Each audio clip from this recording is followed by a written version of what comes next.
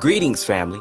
Welcome to the Black I Unity don't mean to Conference. cut in. I don't As mean to always, cut we're in. going to open in the But name of the true. listen to that.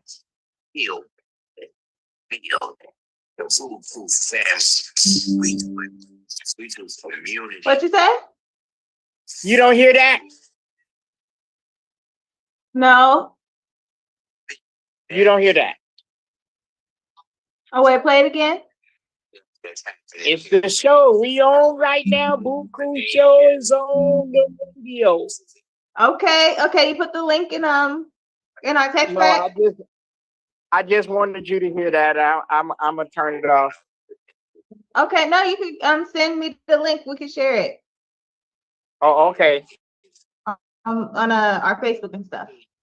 Okay, I'll do it right now. Okay. I'm sorry, I didn't mean to butt in like that, but I was. Oh no, it's okay. I got That's excited. good. Yeah, Yeah. that's good. We don't have anyone on yet. Oh, they're going to the mines. Okay, so I'm gonna play the video. Okay. Greetings, family. Welcome to the Black Unity Conference Universal. As always, we are going to open in the name of the true and living God. He is known by many names. The Jews refer to him as Yahweh or Jehovah. The Christians refer to him as God Almighty and acknowledge his spirit in the man Isa, Yeshua, whom the Greeks called Jesus the Christ. We, the Muslims, are given in Surah 2, Ayat 285, to respect all of his servants and all of their books.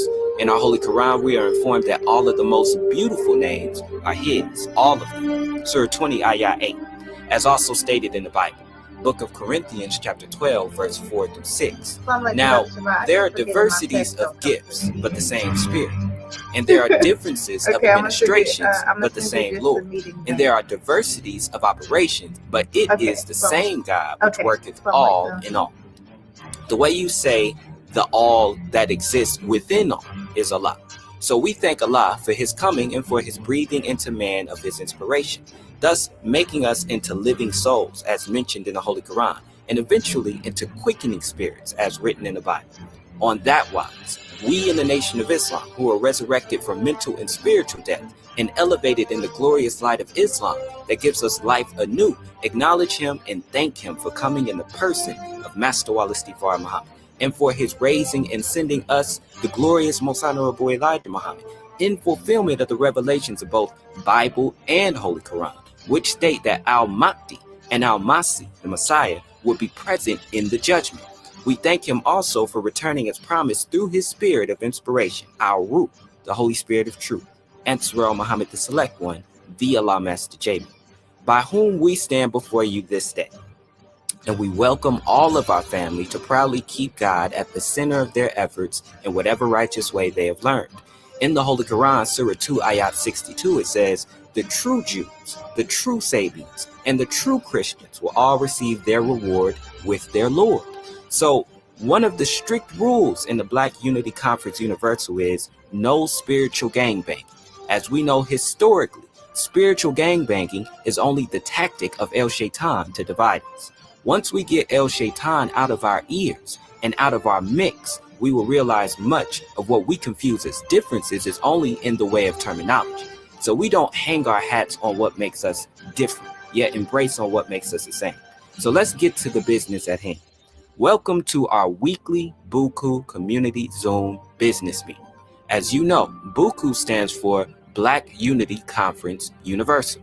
This is our weekly business meeting where we come together and share ideas, strategies, and steps towards actual business establishment in our communities. So today, we have the superstars of our community on the line, and we honor them for giving us their time today to share some steps that we can take to establish business for our family, community, and nation. One of the titles of our BUCU team organization is the Black Family Business Network, as we understand that all of God's creation should be recognized as one family, one community, and one nation. However, as we know, the devil and El Shaitan have been busy dividing people. So the Black Family Business Network is just one of the wings under the Black Unity Conference Universal to help our people establish business, specifically on how to get a business license, bonding and insurance, how to get a seller's permit, how to incorporate our ideas, how to get copyrights and trademarks, how to get government contracts, how to manufacture and market our ideas, and how to use networking to accelerate the promotion of our ideas. So without further ado, family, let's get to business at hand.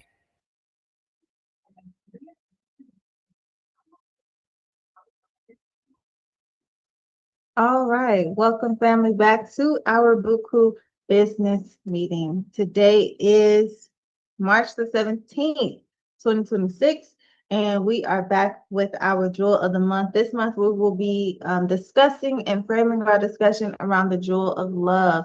And we define that jewel as the living embodiment of all of the 12 jewels, a powerful force that permeates every aspect of our lives and work.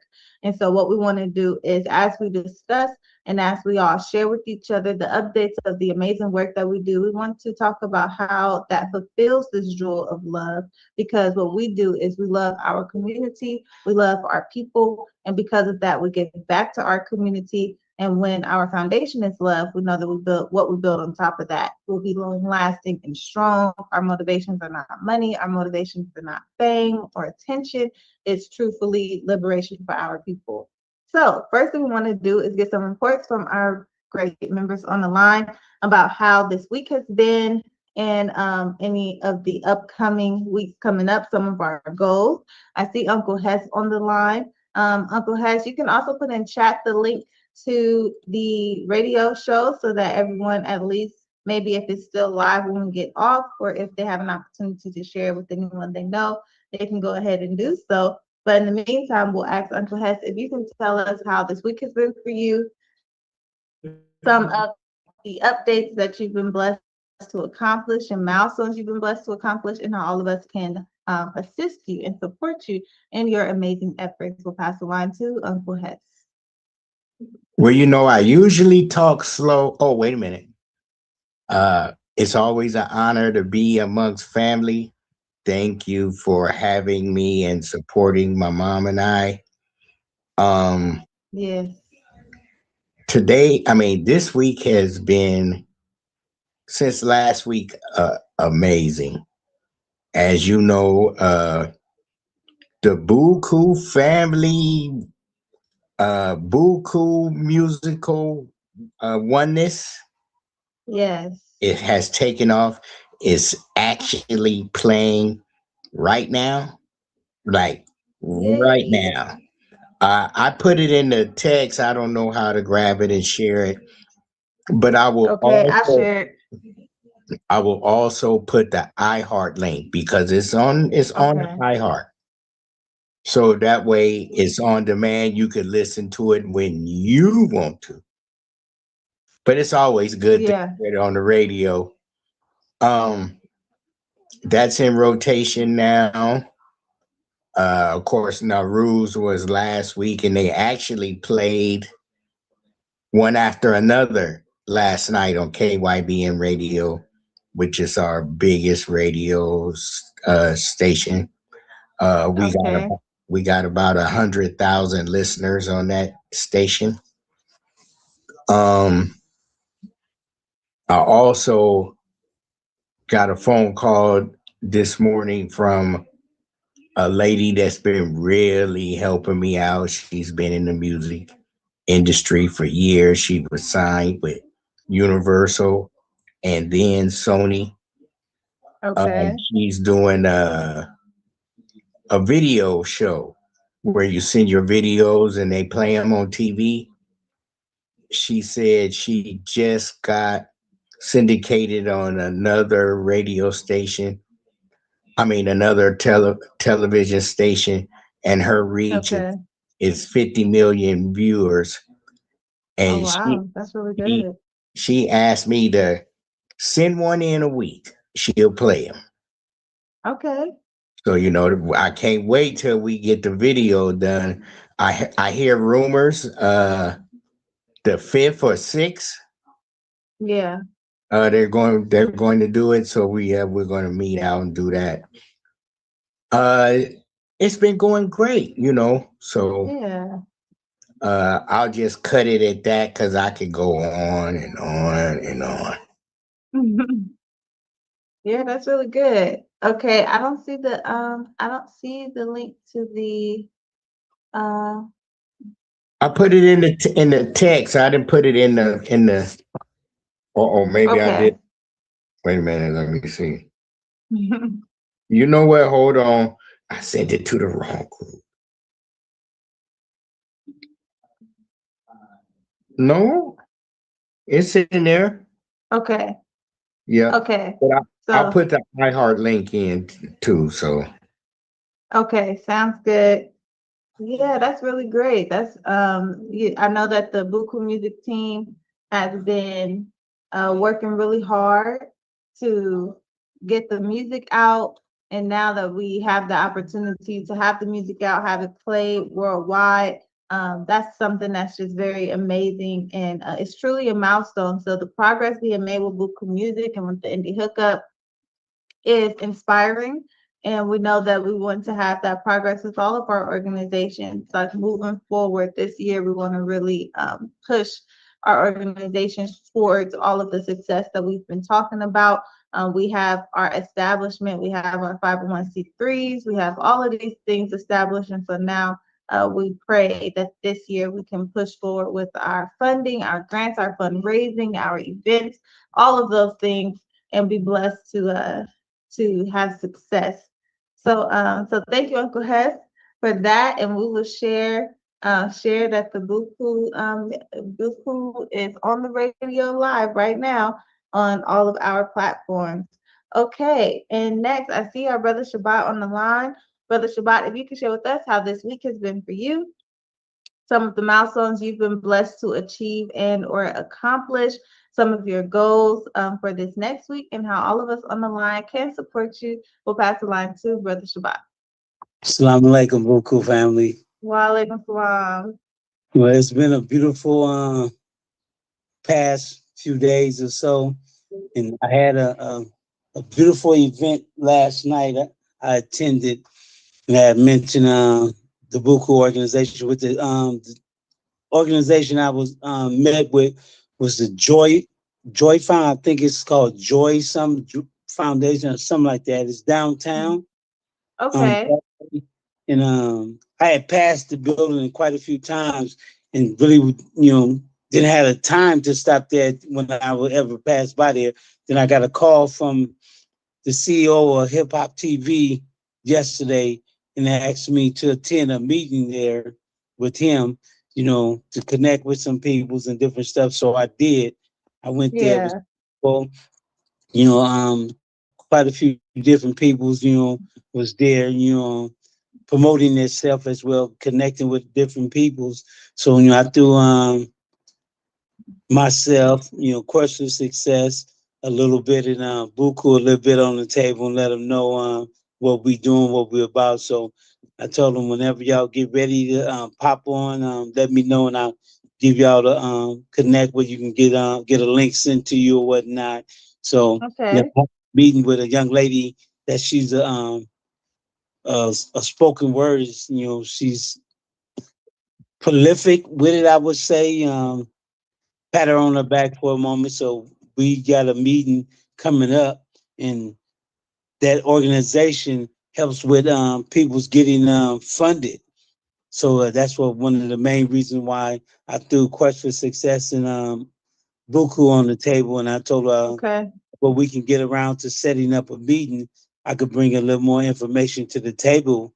So Mm-hmm. hopefully within the next couple of days or so, me and you, whenever we have our meeting, I can get some more information and that I can give her, where she can probably contact you, or we Yeah. both of us get on the table or on the phone or what have you, however that'll work. But Yeah. besides that, I have in June they have the cannabis festival coming up. So I've been invited to set up a booth there. So I'm gonna take my apparel, my cannabis apparel there, Okay. and put some of the shirts and stuff up, and I have what this next Monday with Hip Hop TV. I have Mm. a podcast that I'm push Question Success on his podcast with the breast cancer Okay. and everything. So everything been just flowing. It's been a blessing, you Yeah. know. As long as I figured, as long as I'm on Allah's path, He gonna continue giving to me. So That's right. his path is not was, but is better than mine. So Mm-hmm. I see no reason why to either try to go on mines or go backwards when he got me continuous moving forward. That's So right. that's pretty much what it's been.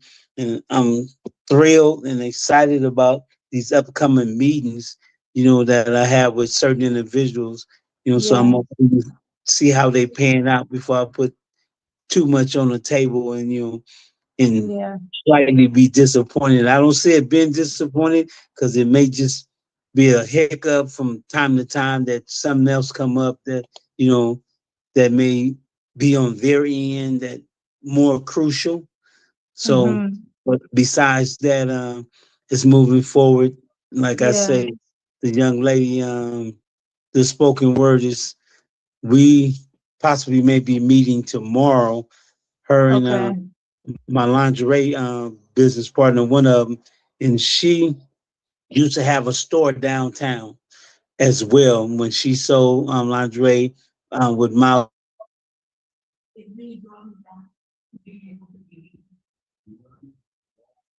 Brother Spot? Uh-oh. that is open. And she said, if you don't mind me saying, it's not open anymore. I'm taking it. I want that position. I said, well, we'll throw that Mm. on the table when we next meet. So I'm Yeah. giving her action, telling me what's going on, her skills about that, because I'm for models. I'm looking for those who not signing well and looking for the to Oh, you breaking up, Brother Shabbat? and brothers with my aspirations with no connections to put them out there. And but I told her Yeah. with in my business partners, we have lingerie apparels and everything else. So we want to give them access to that. We look also looking for those who just started, not those who already signed with the individual. There's a possibility we hired them to serve those, but we're gonna look inside first. Those who sign with us get first dibs at our jobs that they qualify for it.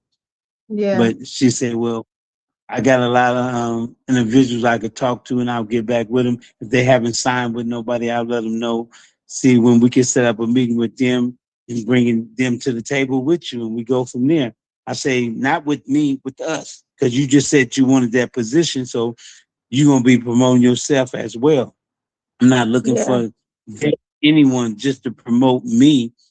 I'm going to be Mm-hmm. promoting them because we all our own Yeah. commodity. We got to push ourselves mentally, physically, as well as spiritually, most of all. But I'm like Yeah. Uncle Hess. I can go on and on, so I'm hold up there, and if it come back around to me, at times I'll speak a little more on that. And for as the jewel of the month, are we waiting to speak on that? Oh no, you can speak on it. We got it's love, and love is defined as Yeah. the living embodiment of the 12 jewels, a powerful force that permeates every aspect of our lives. Okay, and at the event last night, when you come in, you sign in. You also have to choose a word or a phrase or something that you will speak on later in Mm. my family. You know, and then somebody else had chose love, and I Yeah. explained well both of them because with family there's love, with love there's family, and Mm-hmm.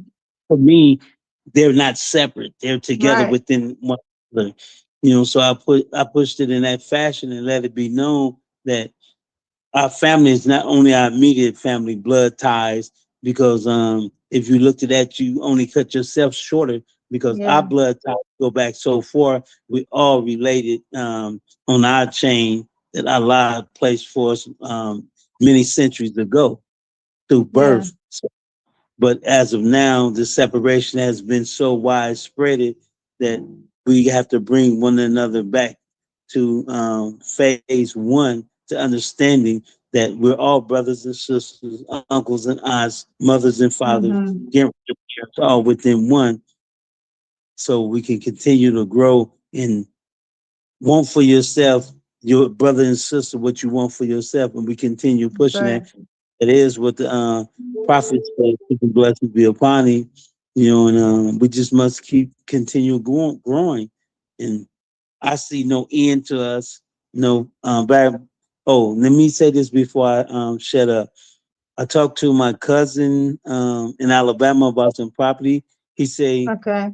he looking at something else that came across his table or his mailbox, more or less. I said, let him know that I'm not looking for just trailers or anything. If there's no property connected to it, it's just a waste of time, because I'm looking at least 2 acres or more with a trailer, or how many other trailers. Don't have to be a many out there, because if we get the land, we can put the trailers out there ourselves.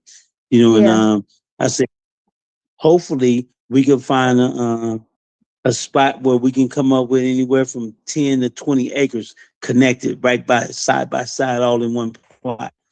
Yeah. Get out and look for it. I'm like, okay, cool. And then in Texas, they have some like that. One of the young men mentioned last night at the meeting, because he's somewhat on the same journey too, but he's not looking to be that big. He only want like an acre or so. Okay. My peoples are looking for much more, but that's good to know. So any information on that, next time we meet, you could give me some of that on the sidebar or something. Yeah. When we take a break from the time, we'll talk. So I'm gonna stop right there and allow someone else to talk. Shut my mouth for a minute. Mike, back to you. Okay. Thank you, Brother Shabbat. Good teaching. That's amazing. And yeah, I want us to meet, since we missed our meeting Monday, we can meet prayerfully tomorrow before our grant meeting. And that way we can, because we have some pretty important stuff we got to accomplish. So tomorrow at 1, is that a good time for you? Let me get back at you on them, because there's a Okay. possibility of 2 meetings already. I gotta Okay. find out exactly what that time they're gonna be. Okay. Being busy. I'll just Being busy. leave you. I don't catch you on the call. I'll just leave you a text. Okay. Okay. Sounds good. All right. Yes, Yes. Uncle Hess. Hey, I just wanted to piggyback on Brother Shabbat. Minister King X is selling tiny homes for 10 and 20,000. Oh, really? That's Yeah, good. yeah. So I might need to link them two together. Okay. You have a link for that? No, I could probably find it. I have his number, Okay. Okay, Minister King. I'll put his Instagram and things in the chat as well. Yeah, yeah, Well, yeah. go back to a life of gratitude. Brother Hess, I designed those tiny houses. I actually have 4 different design patterns, and mine is they fireproof. Okay. Well, that's better. You here and he Yeah. here. Y'all need Yep. to exchange information. I already so look, You say say it again, big bro. What you say? you said your designs are some, and I didn't catch it. Okay. So let me back up a little bit. Let me put my headphones on so you can hear me. Tell me when you can hear me good. I got you. We can hear you. So the name of my construction company is called Lava Breather Construction LLC, right? Okay, you Okay. said live and breathing? No, Lava Breather. Lava. Okay. Lava, volcano. Lava. Yeah, yeah, yeah. Yeah, we Qataris, you feel me? So we not only represent that non-ether dragon, which is the fire bloodline, but that's our sign and symbol as well, right? So dragons, they breathe fire, so we say they breathe lava. So I made it Lava Breather Construction LLC. Through the program that I went through that I was telling you guys about last time, which is called Divide Ventures, I placed second place in the pitch competition, but I actually tied first place with the person who won. They penalized me because I took a breath, and my story was so powerful that it made me start crying during the pitch competition. So they penalized me for that. but nevertheless, the people voted me the people's champ, so I still won regardless. But Okay. in my thing for my construction company, I have 4 different design patterns. So my goal was to create the program called Section 7 Chosen. It's a project like Section 8, but it's geared towards the homeless and transients.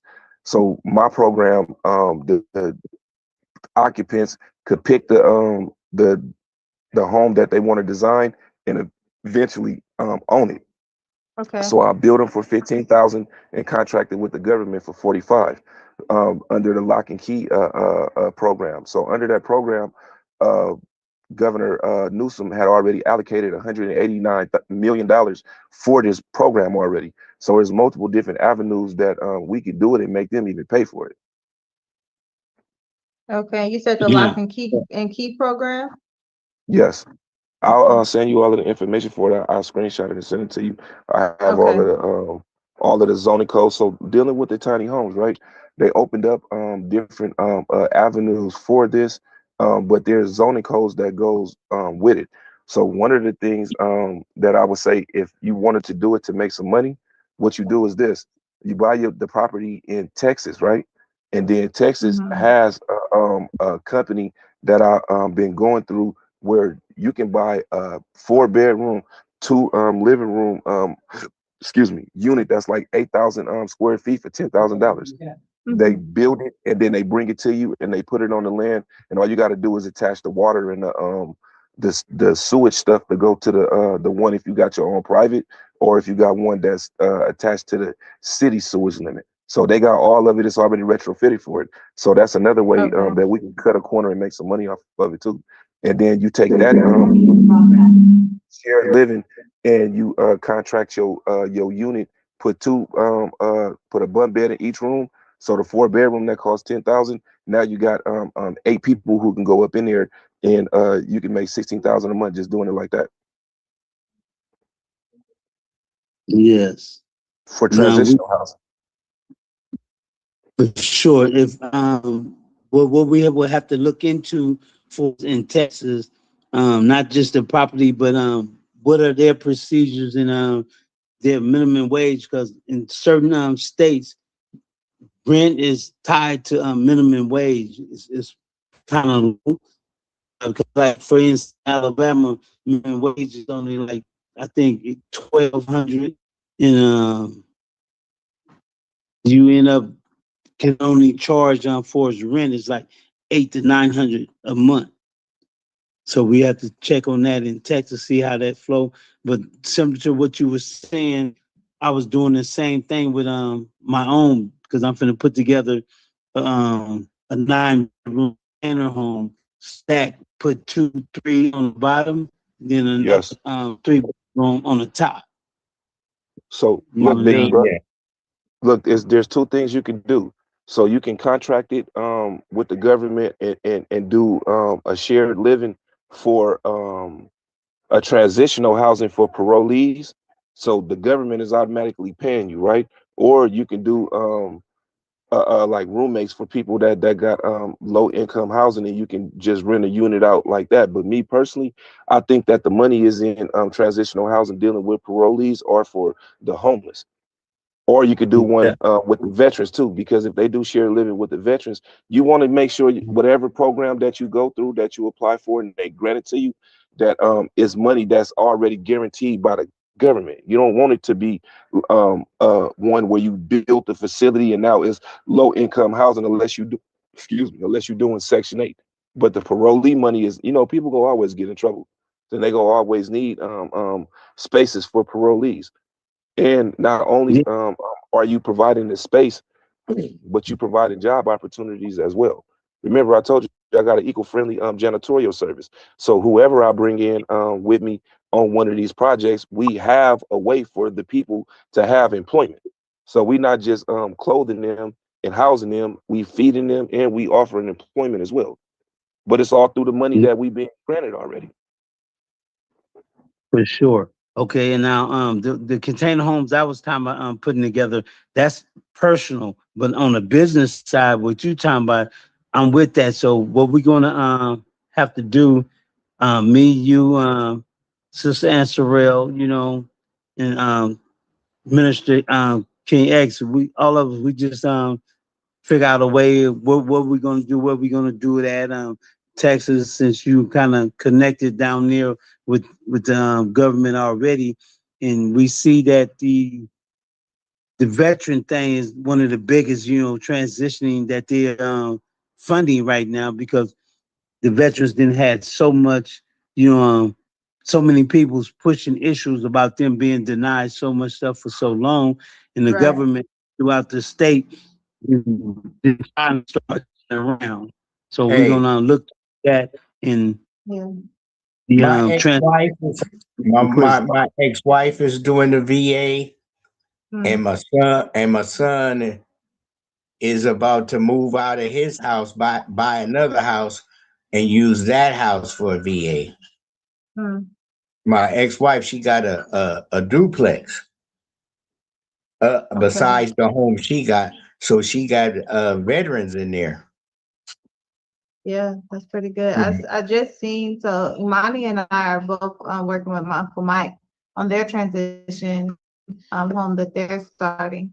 They're doing really good as far as keeping everything you know, to the book, and, you know, striving to set it up properly. But there is a lot of funding in that. There's actually a lawsuit going on the federal government wants to, you know, Donald Trump, the current administration wants to lessen how much the government gives funds to states and stuff. They want to lower it. And so they're actually in the lawsuit because they wanted to strip funding from those type of transitional housing, especially in the permanent space. So transitional and the temporary space is much better. But yeah, we can set some meetings up to go over that outside of this business meeting, so that we can talk about those things specifically, look up those laws and apply for those that funding, and in the proper steps. My Uncle Michael, they already have a home that they are using, but I know that California, especially Barbara Lee, she's talked about using some of these abandoned warehouses and stuff like that, and transitioning those into something livable or workable in Oakland. And so those type of avenues are also going to be good So for listen, yeah, Buku once we get a brick and mortar, and for like transitional housing. Go ahead, brother Nate. hey, listen, sister. I'm gonna be honest with you, right? So Mm-hmm. I'm gonna bust the door open like this. I have somebody who I talk to. That's a she has a logistics LLC, right? And Okay. I was gonna pay her to switch her business over and give it to her mother and her brother, and then have her go to school to be the broker for the trucking company. Because if you have a logistics LLC, you can't be a broker at the same time, right? So we was gonna do it like that. But on this project specifically that we talking about, not only do some of my people have property, but I have an investor right now where one of my cousins, he is dropping me 100K on this project. I just have to put the board together, and he coming in with it. So we got plenty of Okay. avenues. I know that this recorded, so I really ain't saying too much. But if y'all really want to kick the dough in on something, we can kick that thing off the hinges. I just need to make sure that everybody they gotta know. Look, I'm a shrewd businessman when it comes to money. That's one thing that I don't be playing about. So whoever we bring in on this, once you win, you win. It ain't no, oh, because it start getting hard and we might hit some roadblocks, you're going to tuck your tail and back out. If you're going to do that, then I'm not even going to talk to you about that. You feel me? But if the people that you bring together, I trust your judgment, sister. So you put it together for me, tell me what you need me to do, and I'm going to execute it. Okay. Sounds good. All So right. so this fall on you then. You hear me? So we got we have the Buku team, Mm-hmm. and we'll see where we move from there. We have our grant meeting tomorrow, so that's when we do our plan, and we can all come together. Like Brother Shabbat said, Brother Shabbat, see who else is on board, and then we can see how we move forward from there. So we'll do both then, right? We'll do the housing and we'll do try to do a truck. What? Hold on, I'm in a meeting right now. Um, damn, he just threw me off. So we could do both then. We could do the trucking and we could see who can what you guys want to do with the housing. Yeah, we can talk about it. This is our business meeting, so we can talk about the planning tomorrow. Okay, Maybe thank you. I appreciate you. at the grant meeting. Yeah. Okay, assalamu alaikum warahmatullahi wabarakatuh. Shijara lahu. Yes, sir. Walaikum salam. Rock until I about to. Yes, that's beautiful. So That's a good we'll, brother right there. we'll deal with that at the grand meeting. We'll go a little deeper Mhm. into it or whatnot. Yes. Yes, that's beautiful. Yes, Mm. good teaching. Sounds good. Thank you, Brother Sabat, for those that great update on the work going on in Alabama and everything you're doing in Oakland. You said what meeting was that you went to? What organization was that? Is the Joy something? I can't remember the full thing, but Okay. it's not Joy Club, but Joy something. I believe I got the name somewhere on my phone. I'll have to find it out, check it out, and get it to you. But Okay. yeah, it's beautiful. We just continue pushing as a family, and what the brother was talking about for us, the veterans and the transitioning and all of that. It's a lot of money already allocated towards those programs because the organization I work with in San Francisco, Five Keys, and all those other organizations, quite a few of them is on their way out because they have quite a few money and messing over people's quite a bit of stuff.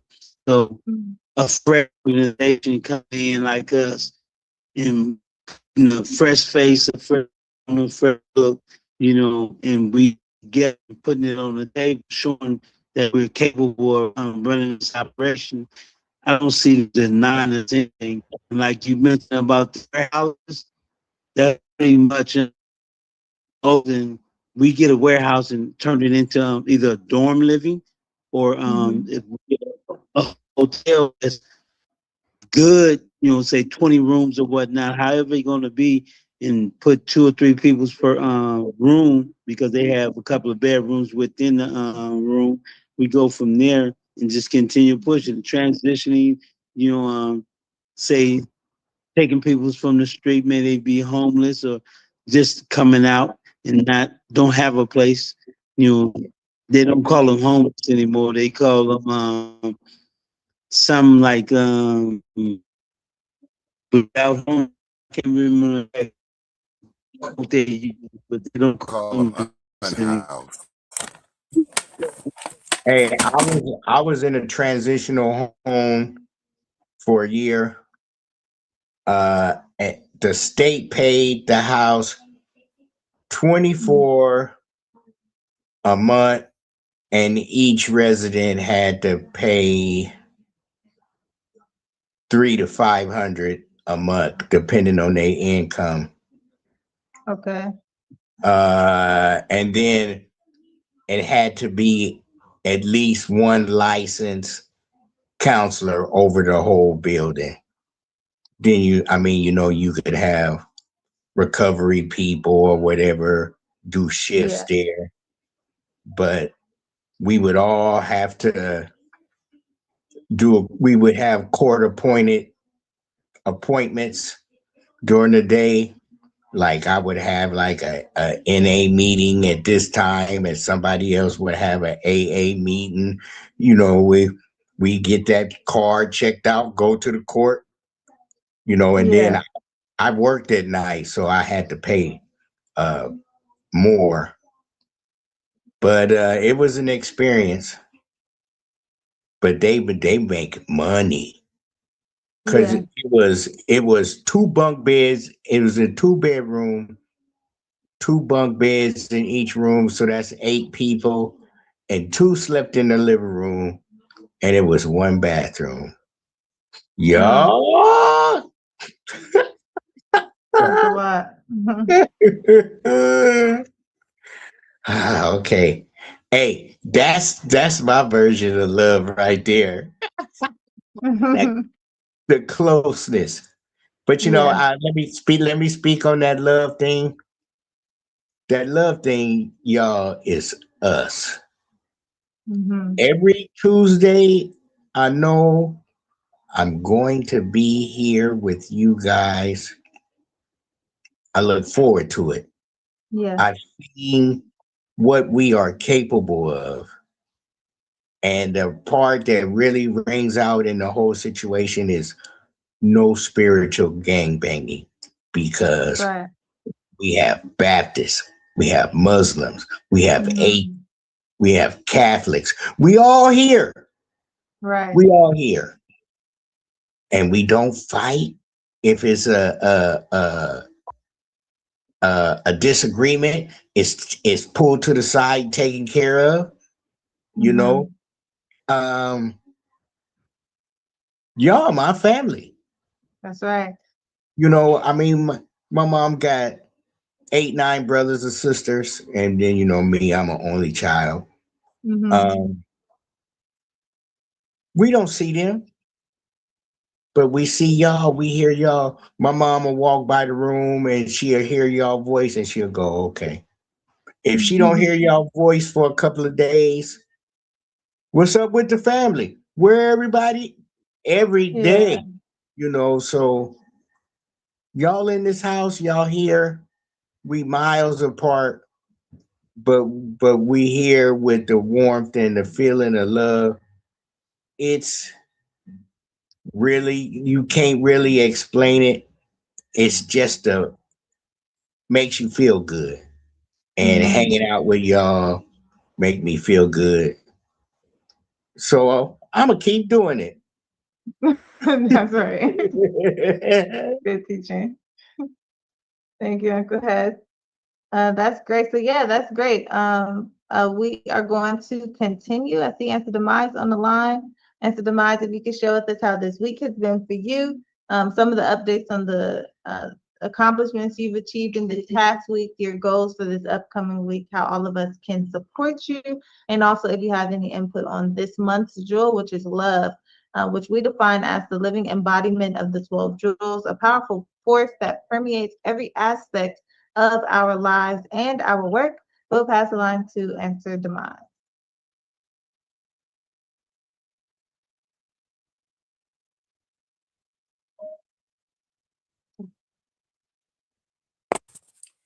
Jalahu family. Jagarahu. Um, I'm gonna keep it real brief. I'm in the middle of the mix. Um, Okay.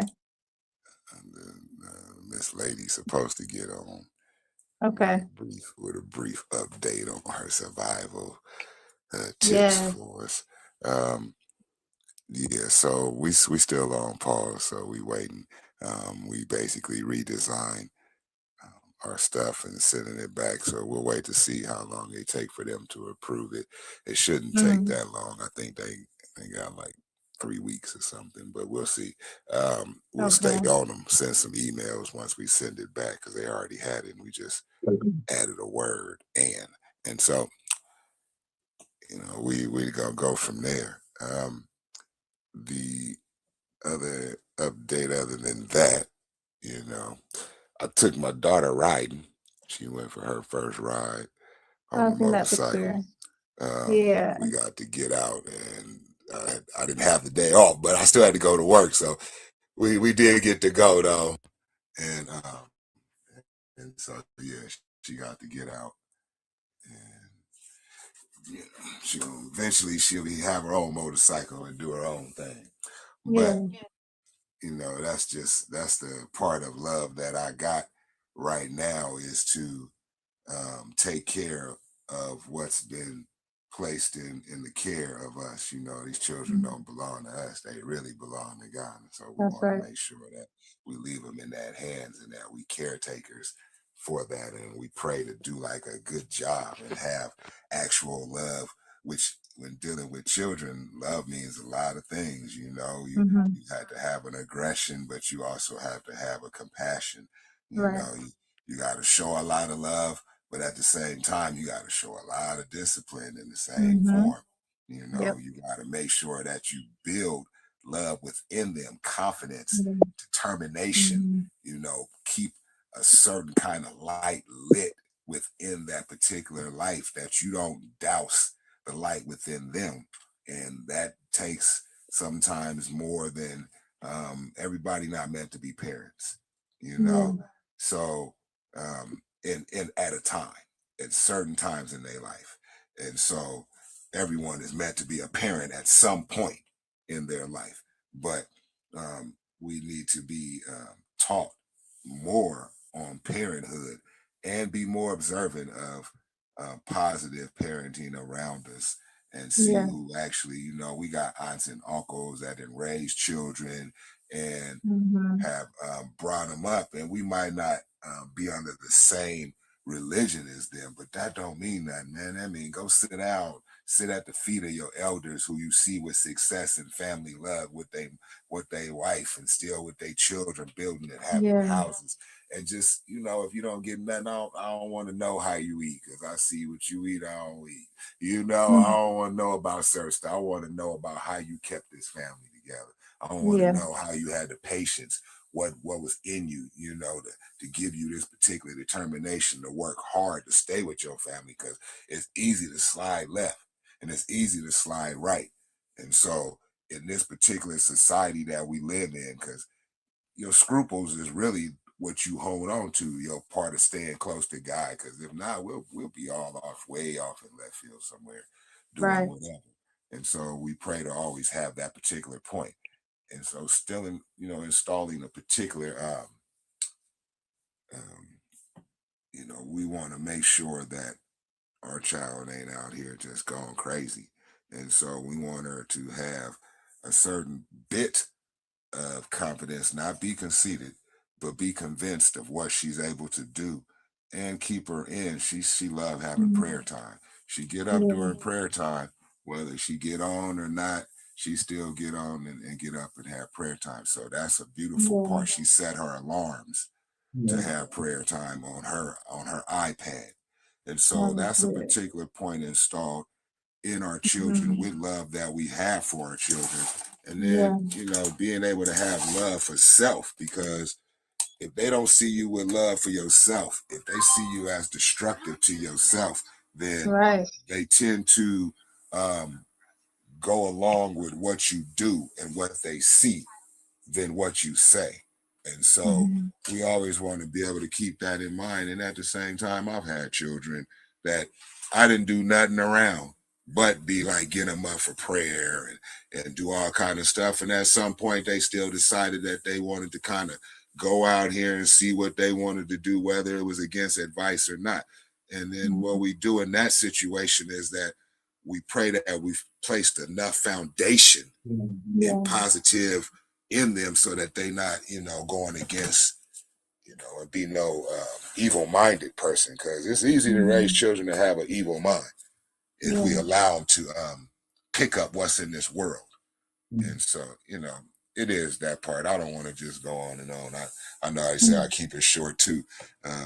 But we do want to be able to know that when we talk about love, especially for this group is Yeah. like, it's like therapy on a lot of levels. We Mm. come in because we always need to have somewhere where we know that we can get love, Yeah. and not just like in our house, but a group like this that you come to, and as the brother was saying, man, no matter what, even if we got differences, the love overcome the differences, because Right. we are determined to get this kind of love out to our people. So we realize that we have to be an internal love to be able to be an external love.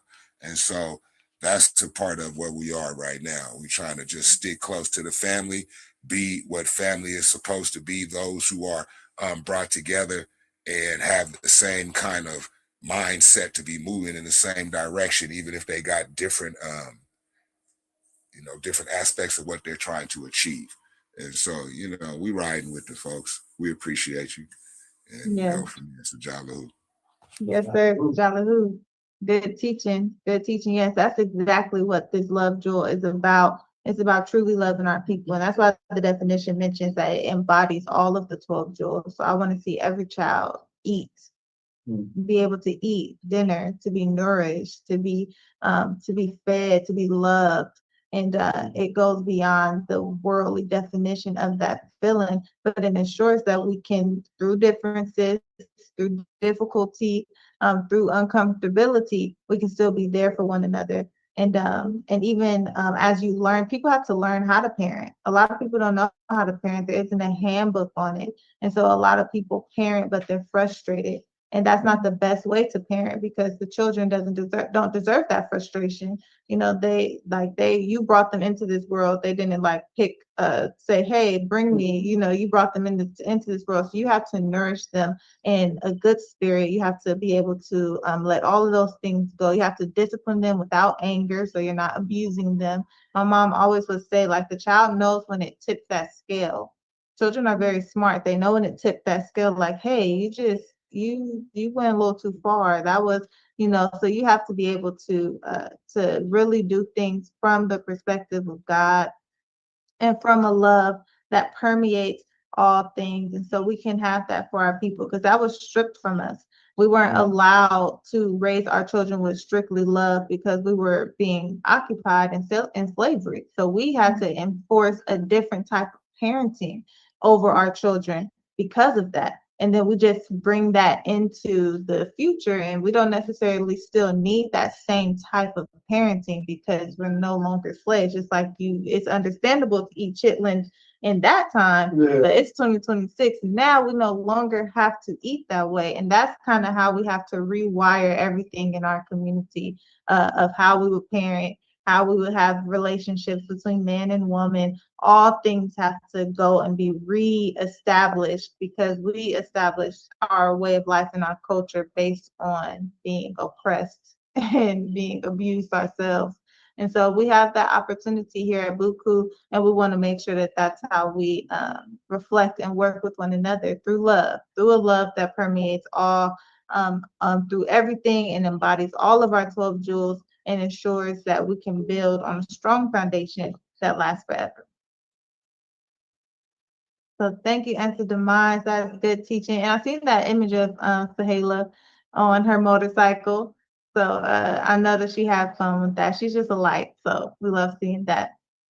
All right, we have two more members we want to get some updates from. I think Sister Francine, and then we'll go to Imani. So Sister Francine, if you could share with us how this week has been for you, some of the milestones you've been blessed to accomplish, and your goals for next week, and how all of us on the line can support you. We'll pass the line to Sister Francine. Oh, thank you. Well, I got through my second seminar for my cranial sacral training. Great. It was fraught with difficulty. My sciatic nerve kicked up, and I was in pain almost every day, and felt like I had to crawl into the meetings. I was late a lot. I missed some hours. I had to take a half day off. I wound up getting a session from the teacher to see if that would help, and it did help. And he said that my neck was the source of the nerve pathway was coming from my neck and traveling to my back. So, excuse me. And he said that most of the students actually had neck problems, so that was interesting. I was challenged with one student who they encouraged me to. Well, they built in a bunch of things, so you can take the seminar again when it comes through. So I kept that in mind, just get in as much as I could. And then if I have to do the seminar again, when they come back through this way, just redo it.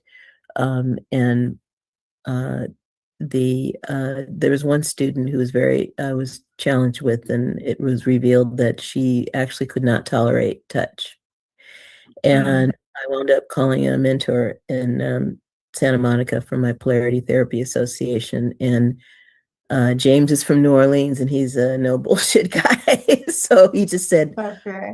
dismiss students like that. He said it's really not appropriate. This is a practice that involves touch, giving and receiving touch, and we're practitioners in training. It's really not appropriate for somebody to come with that issue. It's their responsibility to work on that and get that resolved before they come to a training of this type. Yeah. So it fell. I ended up having a conversation with the next teacher, because they kind of teach these workshops in tandem, different teachers. So the one that did the first work seminar is going to be coming back in May for the to teach third seminar. So I just bypassed this tutor because she was pushing me to. I set a boundary and said I decided not to work on this person either in or out of the class because of the risk factors involved. So I wound up telling the teacher because she was being pushy. I already, it's okay to say you don't want to work on somebody or you don't want to receive a session from them, practice or otherwise. And so I stated that, but she was pushing me. And I noticed the teacher was kind of pushing me as well from this seminar, like almost like I apologized to this lady for adding a piece and touching her knees, but she was using words like when I touched her ankles, it was abrasive. When I touched her knees, I hurt her. Those were huge red flags. I had experience because of my nurse's aid training, and I knew how to chart. So I also knew how to, make things very clear in the chart if there was any issue regarding malpractice. So I said, did I physically hurt your knees? Are you having physical pain? And she said, no. And she said, well, it wasn't part of the practice and I didn't ask permission. So I apologized for that. But I was put in a position of like repeatedly supposedly apologizing. I apologized a second time, but I did it when the tutor came over in order to have her as a witness. So I really had to use strategy. And I think that was in my kind of for my week that I was meditating and also with the issue going on with my family that I was going to really have to bring strategy. Because, for one thing, I'm working with a brother that, when we were younger and he played Monopoly, he would win everything. He would keep people in jail for like forever until finally we're like, and wouldn't let us out, wouldn't let us buy ourselves out or anything. And so my other brothers and we would just walk away and say, I'm done with this game and stuff. So, but he's never done with games. That's just part of his like character. So I realized I have to ask, to be clever or the trickster to come out, I used to say to my people in my 12-step group, I used to say, we have characters, that our psyche creates in order to defend ourselves because, we live in a world where there is, pressure, there are pressures. So these pressures are partly what made us in our, mother's womb. They were necessary. When we get out of the womb, it's like these pressures don't stop. There's what you call eustress and there's regular stress and then there's eustress. Eustress is the good stress. That's the stress that's normal. We the pressures and we grow and, or we learn something or we obtain wisdom or whatnot. But then the stress that's not good is stress that's out of the ordinary, that's not appropriate, that that makes people ill. That's the kind of stress. Like even everything in nature, I learned from this one teacher in the polarity because we work with the elements. He said everything receives stress. A flower. The farmer said if the plants don't get a little stress, they don't grow as big. So the weather conditions create stress for the plants, but too much rain does the opposite. They the plants grow smaller actually with too much rain, but just enough, and they'll be healthy and grow tall and strong and prosperous. Just enough, and a little bit of frost is okay because that actually makes the plants even more resilient, but and kill them. So there's all this like balance and stuff. So we like in the 12-step group, when you meet challenges, right away you're supposed to turn them over to the creator, say a prayer and ask for help. Try to do it yourself. So I was intent on using my gifts. I was just, I have to use my gifts. I can't sit on them. So that kicked in my ability to chart. That was like over 15 years ago, but it was right there. Those two nurses that trained us and that county program, they were really good. My charting picked up right away. I knew what to do.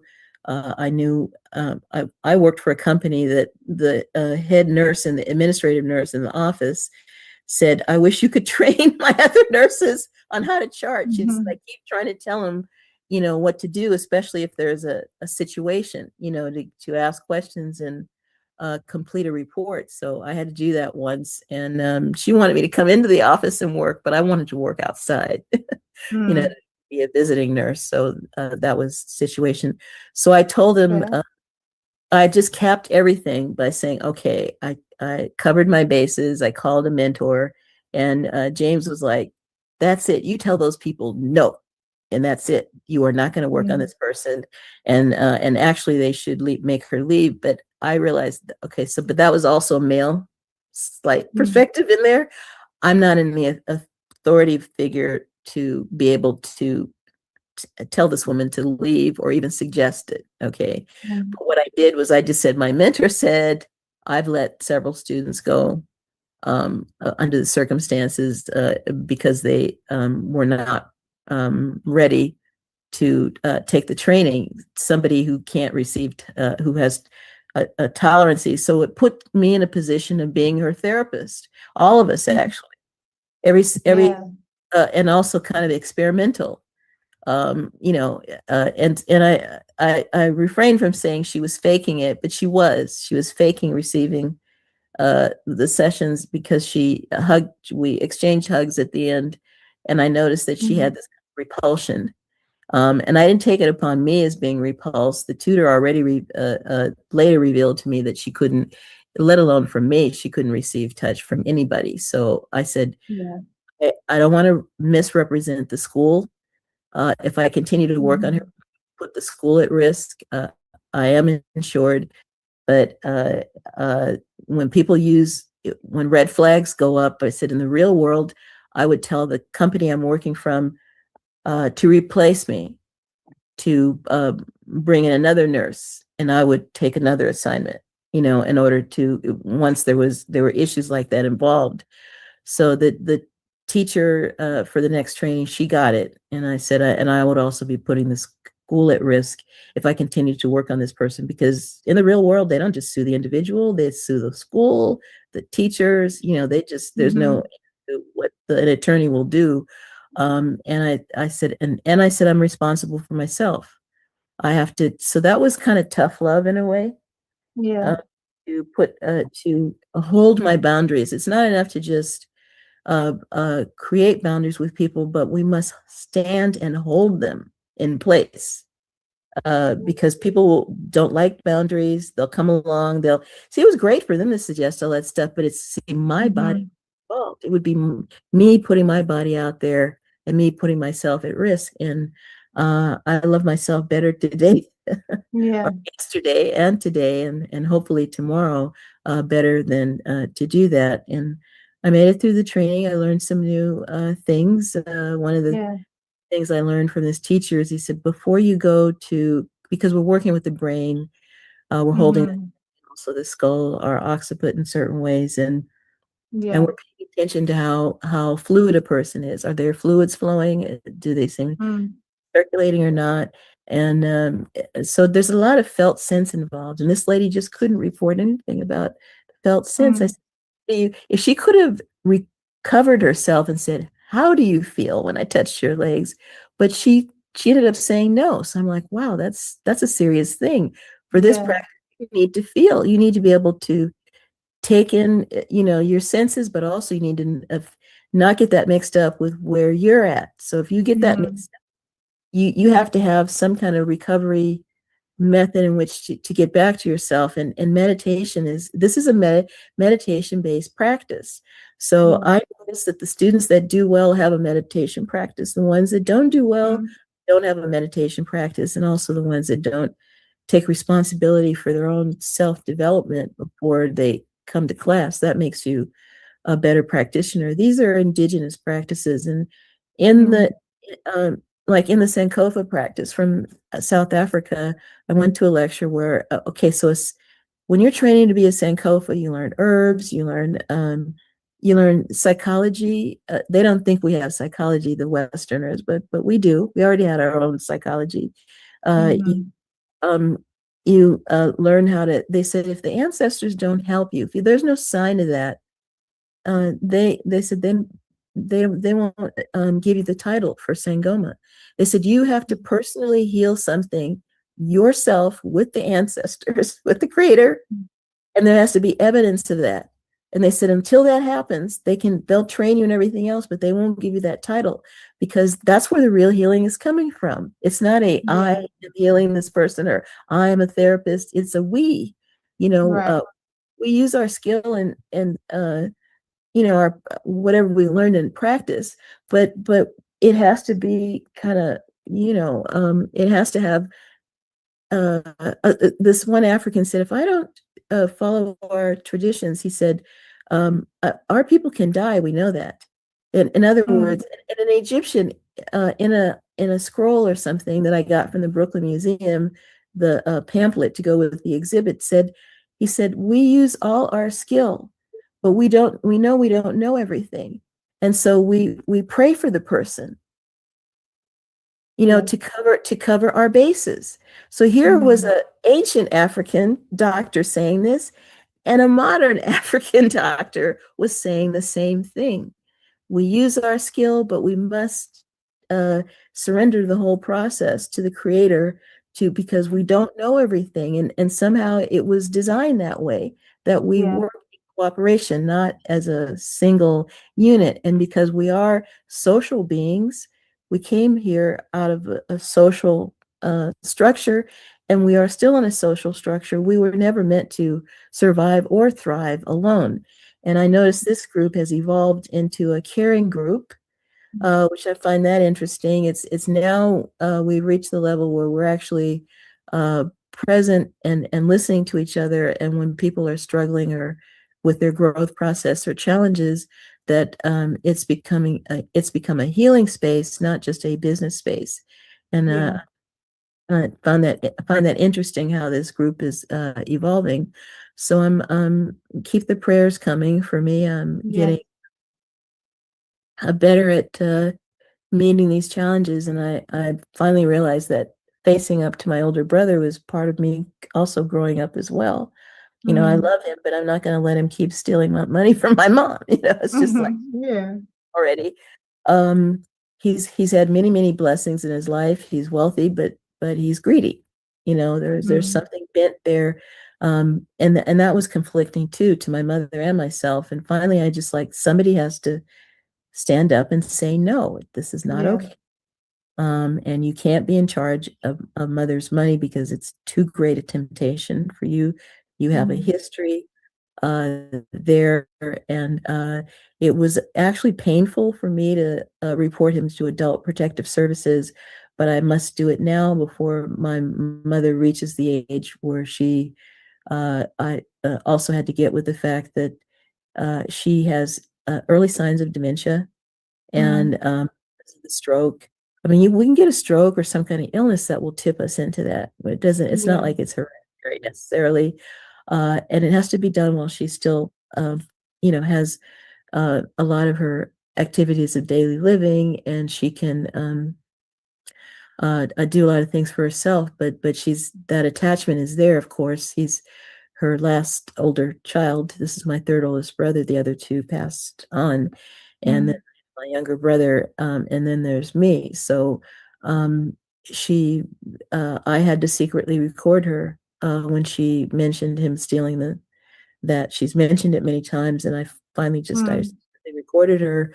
So when the time comes, if I have to produce that tape, if we get into a situation and I have to hire a law firm to go after the restraining order to get it taken out, and also to same law firm offered to petition the court to put my mother under conservatorship. So I didn't want to take away her powers, but things have gotten too far out of hand, and so I feel this is part of my responsibility as not only as their daughter, but the person who has power of attorney over her health. I can't let her see her health go down in the so anyway, so I'm here, and hopefully I'll be doing more be available Yes. for practice with Sister Africa. I also called her and she gave me some really important tips, and to always check in with a person before you work on them, no matter what the practice is or how long it is, because that was like 3 minutes. And I realized, okay, in that 3 minutes, we were supposed to check in with the person and say, do you have any areas of your body that are sensitive, or that you touched, or that we should, touch you in a certain way that does not, increase difficulty for you. So that wasn't Right. part of the lesson. And sometimes we have to get our lessons from other places and bring it in. So Yes. here I'm bringing my lesson in too, and thanks for letting me share. Yes. Thank you, Sister Francine. That is so excellent, especially in talking about struggle. It's mentioned in the Holy Quran that struggle is ordained for us. And just like you said, it's a scientific mathematic ordainment.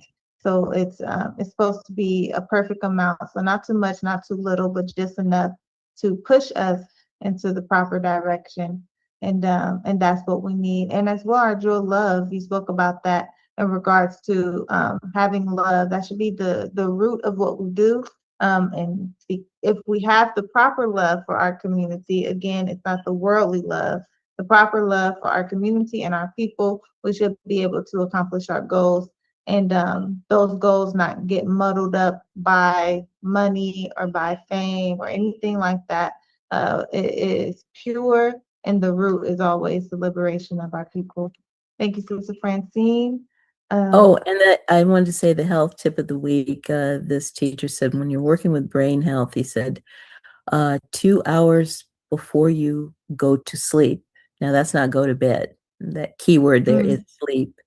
He said, don't eat anything. He said, because your brain is cleansing itself overnight, it's detoxifying. And he said, certain aspects of that detoxification will not complete if you eat 2 hours before you sleep.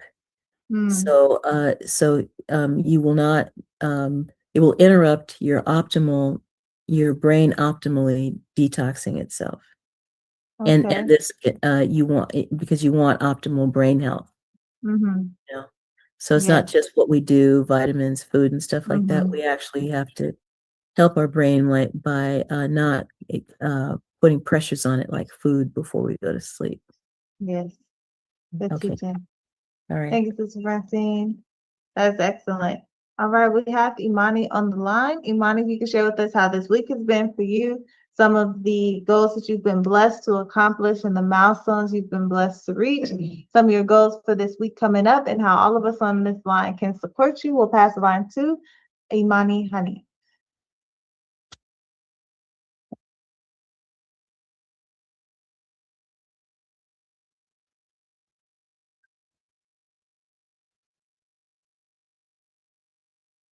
Imani?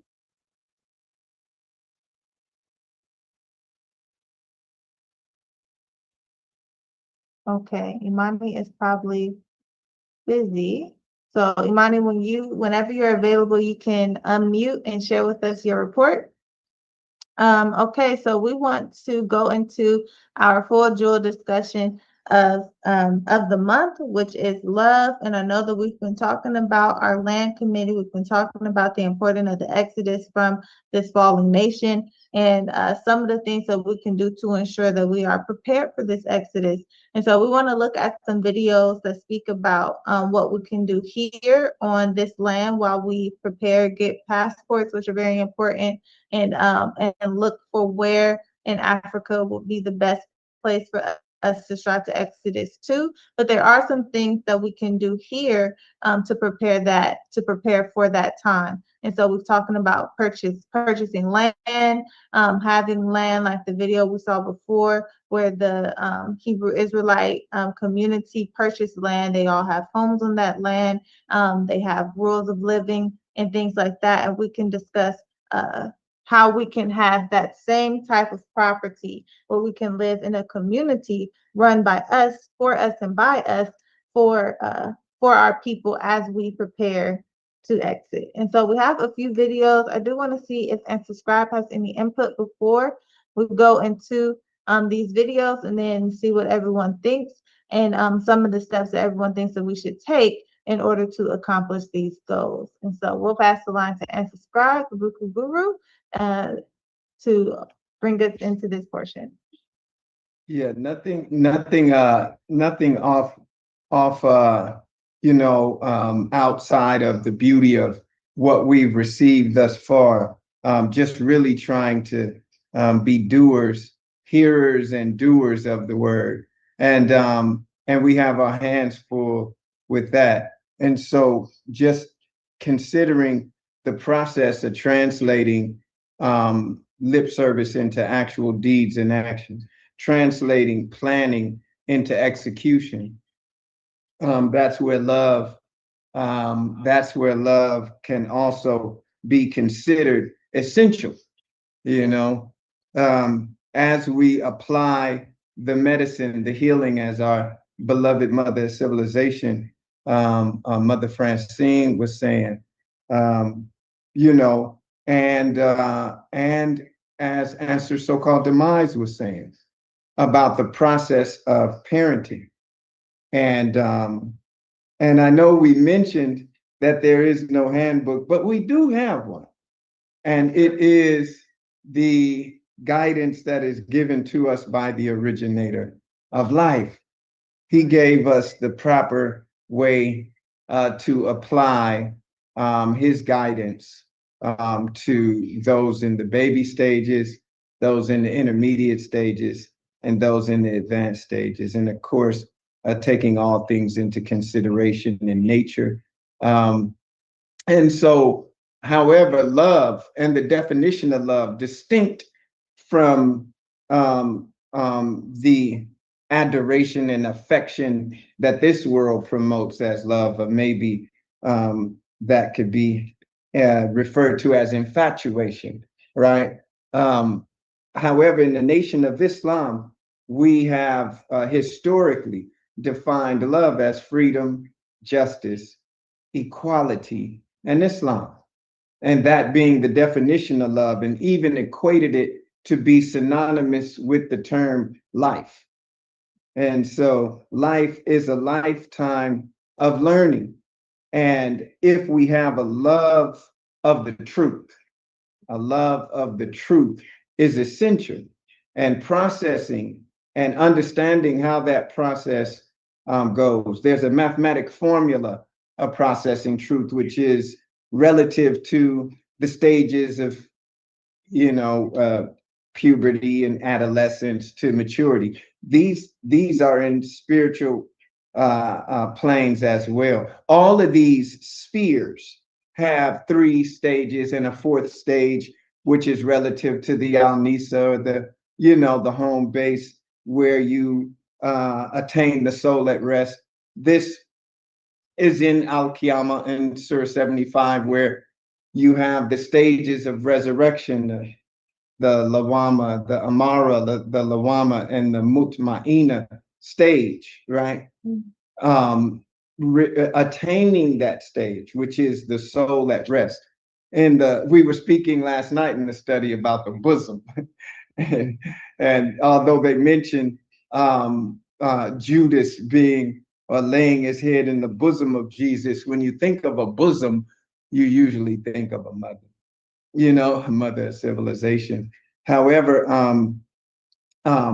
nurturing and developing a young spirit, or nurturing and developing a baby idea, it requires love. And Mother Francine was beautifully saying that this group is evolving. The idea of establishing the kingdom of heaven, building business, a business meeting, but it's the business of building the kingdom. And the kingdom is first built within. They have a whole field of science in Islam that is referred to as al-yad, the hand, and touch. And there is a physical touch, and then there is a mental touch. The mental touch is what you hear people say when they say that was a very touching testimony. There's a degree of kinetic energy that is achievable with the mental power that can actually move physical items. And so I know people think that's impossible. However, if you consider that a touching testimony or a powerful truth can actually move someone, and it can actually move matter. In fact, in the origin of our universe, this is how we achieved great things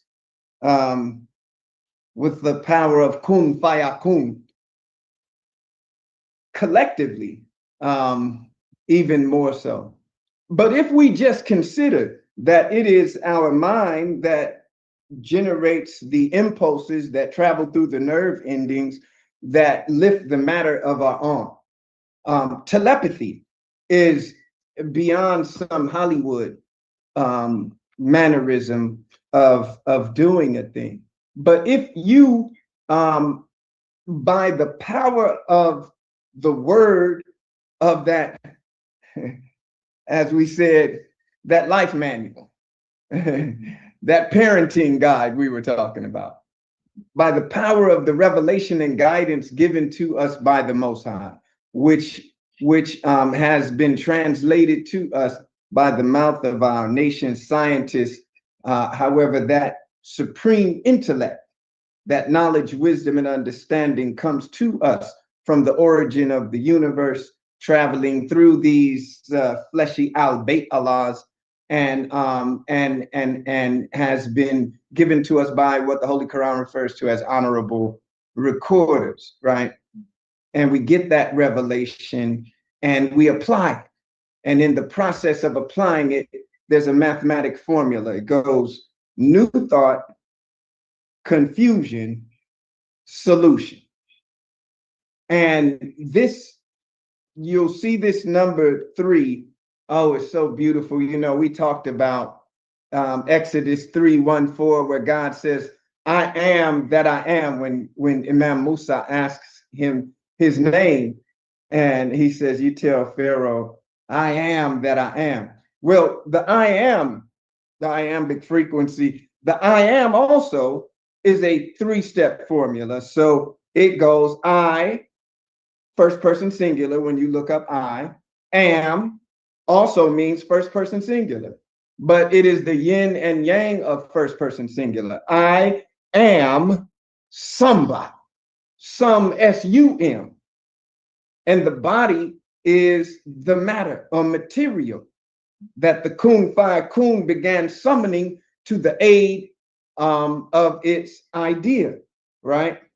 Our beloved messenger, the glorious most son of Elijah Muhammad, teaches us that it is the birth process of visible vision, thought, and idea. Those are the exact words he used, right? Translating gifts, ideas into physical fruition requires a mind power that has to be developed, it has to be nurtured, it has to be matured, and most of all, it has to be aligned with the will of the Most High, right? And all of that, there are stages and trials, and then comes the beauty of understanding what it is we're striving to build. You know, Solomon's temple was in accord with the universe. Everything that we built in our ancient nations was mathematically congruent with constellations, etc., right?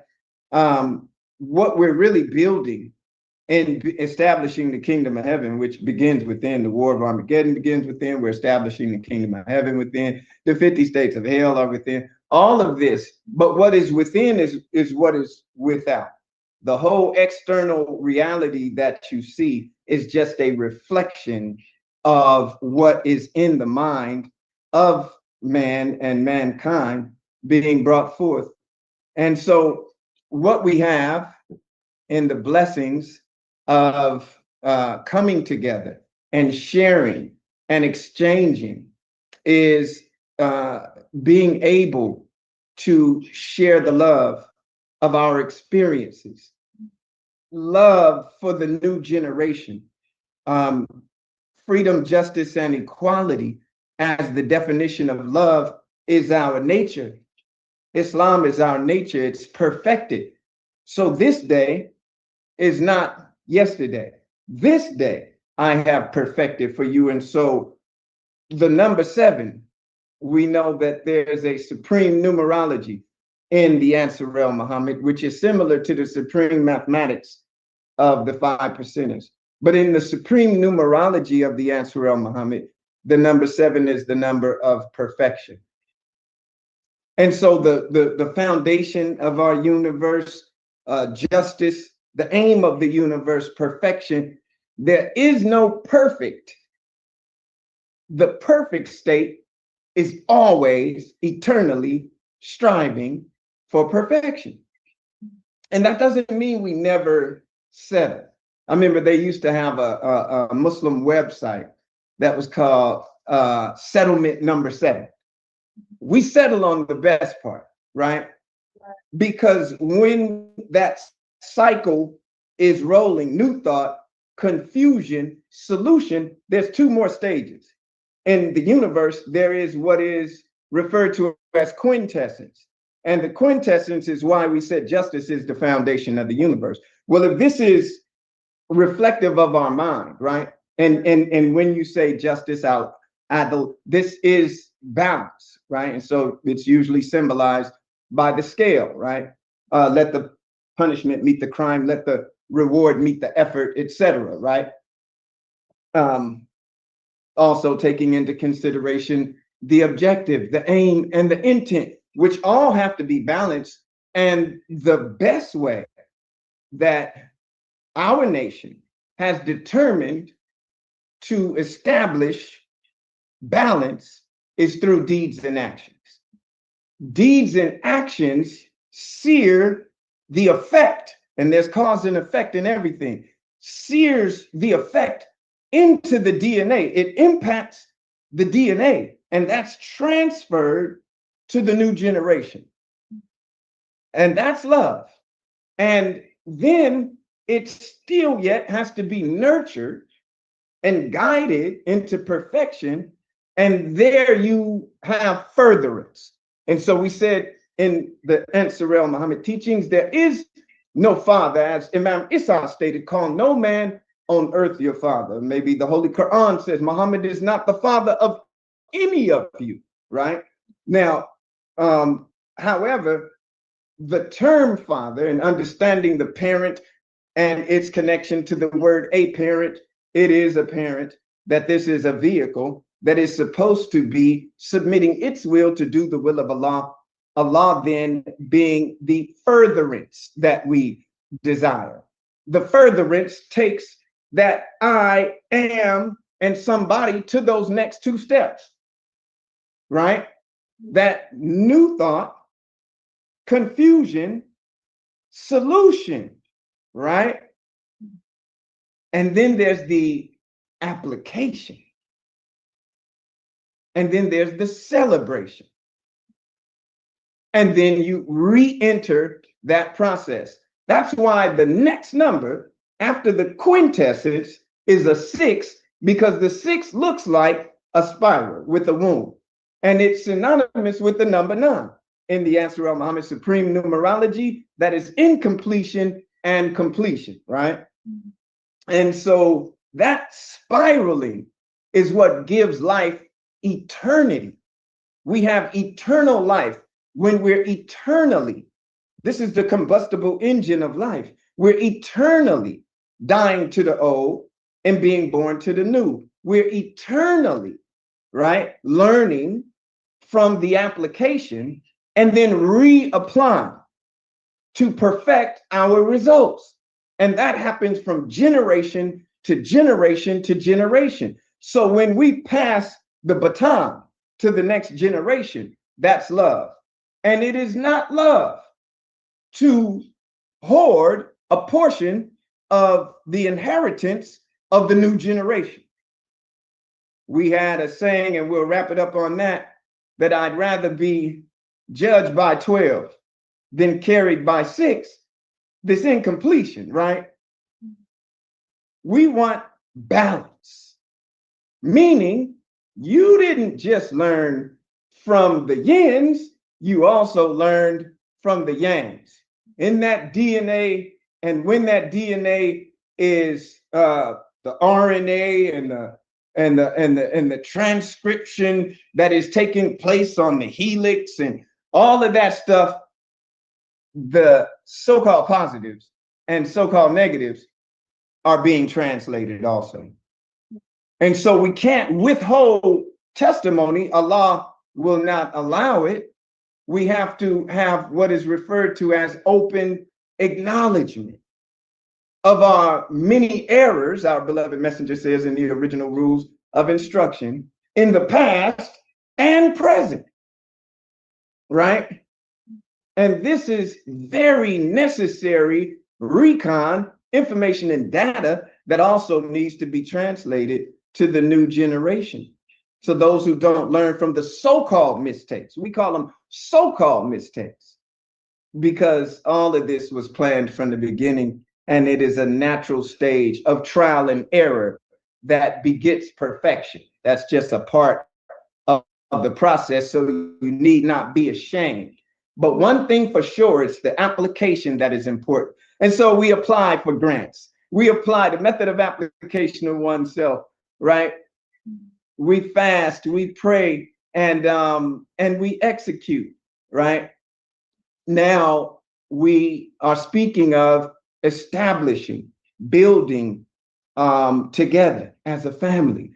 And that requires love of translating this information. Sometimes our new generation has ideas and aspirations, but they may not be aware of the yins and yangs of business protocol, right? They may not be aware of those things that you've gained knowledge of through trial and error, right? You know, and you can share with them why it's necessary to establish safeguards. I remember there with Dr. Bay and Answer Demise can recall, oh man, I remember Answer Demise got a contract with Walmart for Black Friday. And I don't know, I think he hired about 30 or 40 people from the temple. You know what I'm saying? Or just 30 or 40 people that showed up at the temple. They weren't all temple members.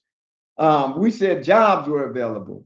And there were difficulties with the contract, which held up the payment, right?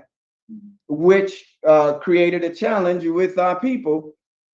And so having experience with that, Answer Demise learned so much from that contract that contributed to the way that he did the contracting again, because I think we were doing that Answer Demise at the temple for 2 or 3 years.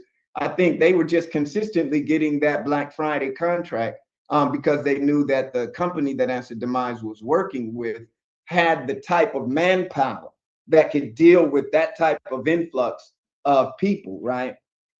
As well in dealing with establishing, as we learned the hard way, dealing with taxes, dealing with S corps, dealing with LLCs,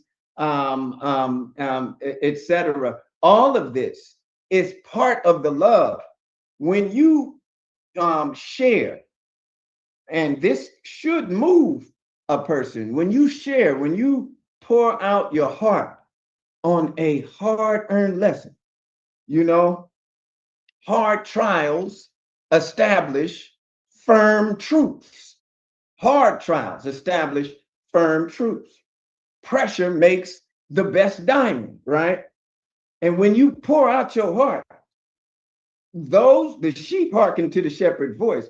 A knower knows. I'm gonna tell you what I know and not what I believe, because not only have I done it, I'm continuing to do it and learn from it. I've learned from the yins of it and the yangs of it, right? But the main thing that that we have to have in that love is consideration for their reluctance. And I know our brother Nate was saying sometimes people get in and they may want to get out. We established BUCU and said, you're autonomous. you know, in the old mafia, they like, once you in, you in, you know. However, in love, yes, we don't want to deal with people who are shaky. We want you to be firm on what you're getting into. So we want to make sure that we're very transparent about where we're going, how developed we are, if we're still growing, we're still trying to figure it out, or do we have a firm plan moving forward and a lot of experience in what we're moving through. If you're with us for the long haul, you know what I mean? This is where we're at.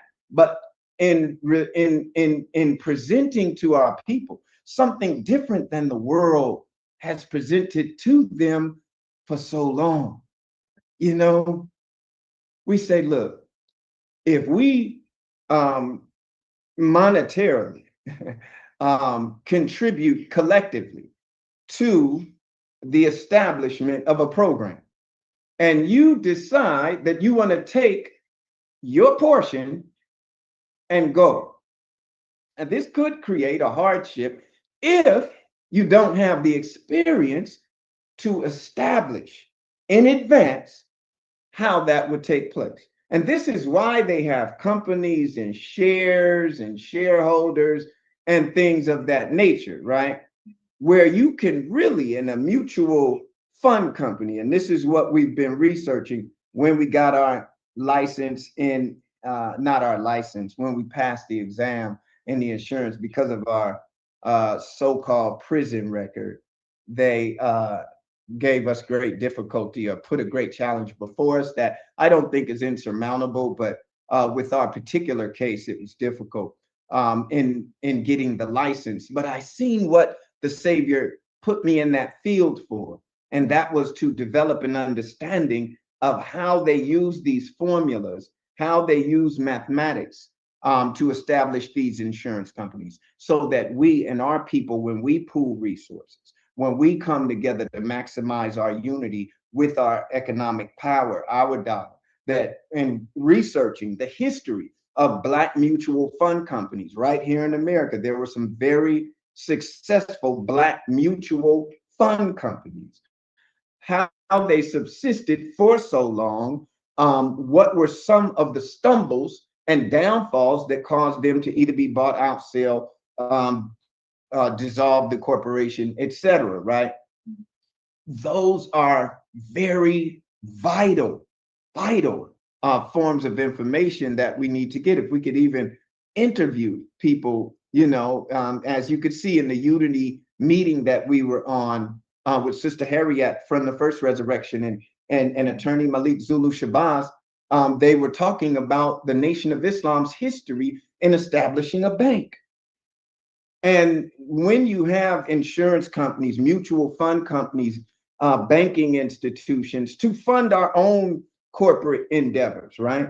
If you have a taxing, what is taxation in the Nation of Islam? You are in our organization with your articles and bylaws. You establish your membership dues. Well, what do you do with those? And if you develop from that membership, if you develop from that organization, because organization has the word organ in it because it is synonymous with the living being. That's why when we say we're about the business of building the kingdom, it has to be. If we're following the textbook, it has to be in accord with the universe, which is in accord with our bodies and our minds, right?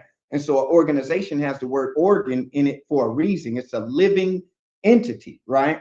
And so it should work the same way. It should breathe. It should have an ability to release waste. The waste should be combustible. It should be fertilizable, right? All right, we could go all day with that, but the whole process of life is love. And when we look at life and the way that the originator established life and the love of life, and if you love truth, then your life will revolve eternally like the planets orbit around the sun. In fact, there's 9 planets to go along with the 9 stages of spiritual birth, along with your 9 stages of physical birth. But if you have love of truth, then there is no death for you. There's just rebirth after rebirth after rebirth with your organization. We want an organization that has longevity. We don't want an idea that's going to run out of fuel 30 years down the line, or let's just say 3 months down the line. And we gotta reinvent ourselves. We gotta make up where we're going. And to end it right there, right in our Savior's rhyme, it says that no scientist could see an end to the knowledge, wisdom, and understanding given to us by Master Wallace D. Farr Muhammad. No scientist could see an end to it. You know, that's the type of idea that we want to roll with. He gave us a knowledge that would unite all knowledge. And you have to have love to unite all knowledge, you know? And so with that, we say, Yes, sir. Sajadalahu and Live Islam to the degree of the greatest master plan. Good teaching. Okay, I know Imani's back on the line, but the Nate is back on the line. But since we are at our time for the meeting, we're going to look at this video, and then you two can be the first ones to give some input on what you receive, or if this is a good video with some good steps for us. So the first video that we're going to look, well, the only video we're going to look at because we're at our time for today. But this is a Black woman. She has a YouTube channel called Property Challenge Podcast, and she's talking about how to develop a mobile home park. So I know everyone has seen these mobile home parks, but I've seen some out here where we are in California that are very, very developed. They're gated. The homes look really good. It's very neat. There's a park, there's benches, and it's very organized. And so someone purchased that land, established it, there's street names and everything. And so this is one of the things that we can do to establish a land where our people can literally move in. It can be, like we talked about, tiny houses, it can be container homes, whatever the person wants, and they can have this plot of land. So this woman is talking about how to establish one of those yourself. So we're going to look at a little bit of her video, and then we can talk about it and talk about what steps we can take. I think she's telling you what steps to take. And so we can talk about how that is something that can be established in the future, either with BUCU or with anyone who wants to do that with the land that they have, because, we want to support one another and also do this work together. So we're going to share our screen, and then we'll open the line for some input.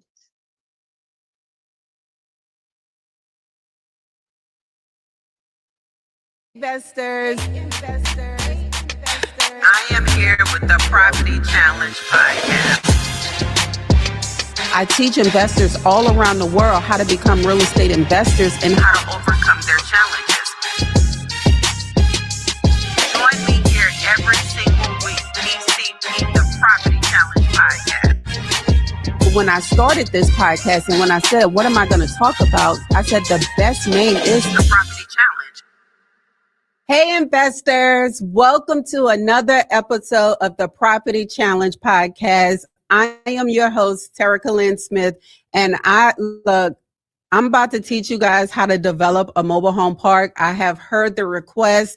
You guys are always asking, hey, how can I start developing? How can I start generating income with real estate development and things like that? And so I figured what better way than to host a segment on the Property Challenge Podcast on how to develop a mobile home park.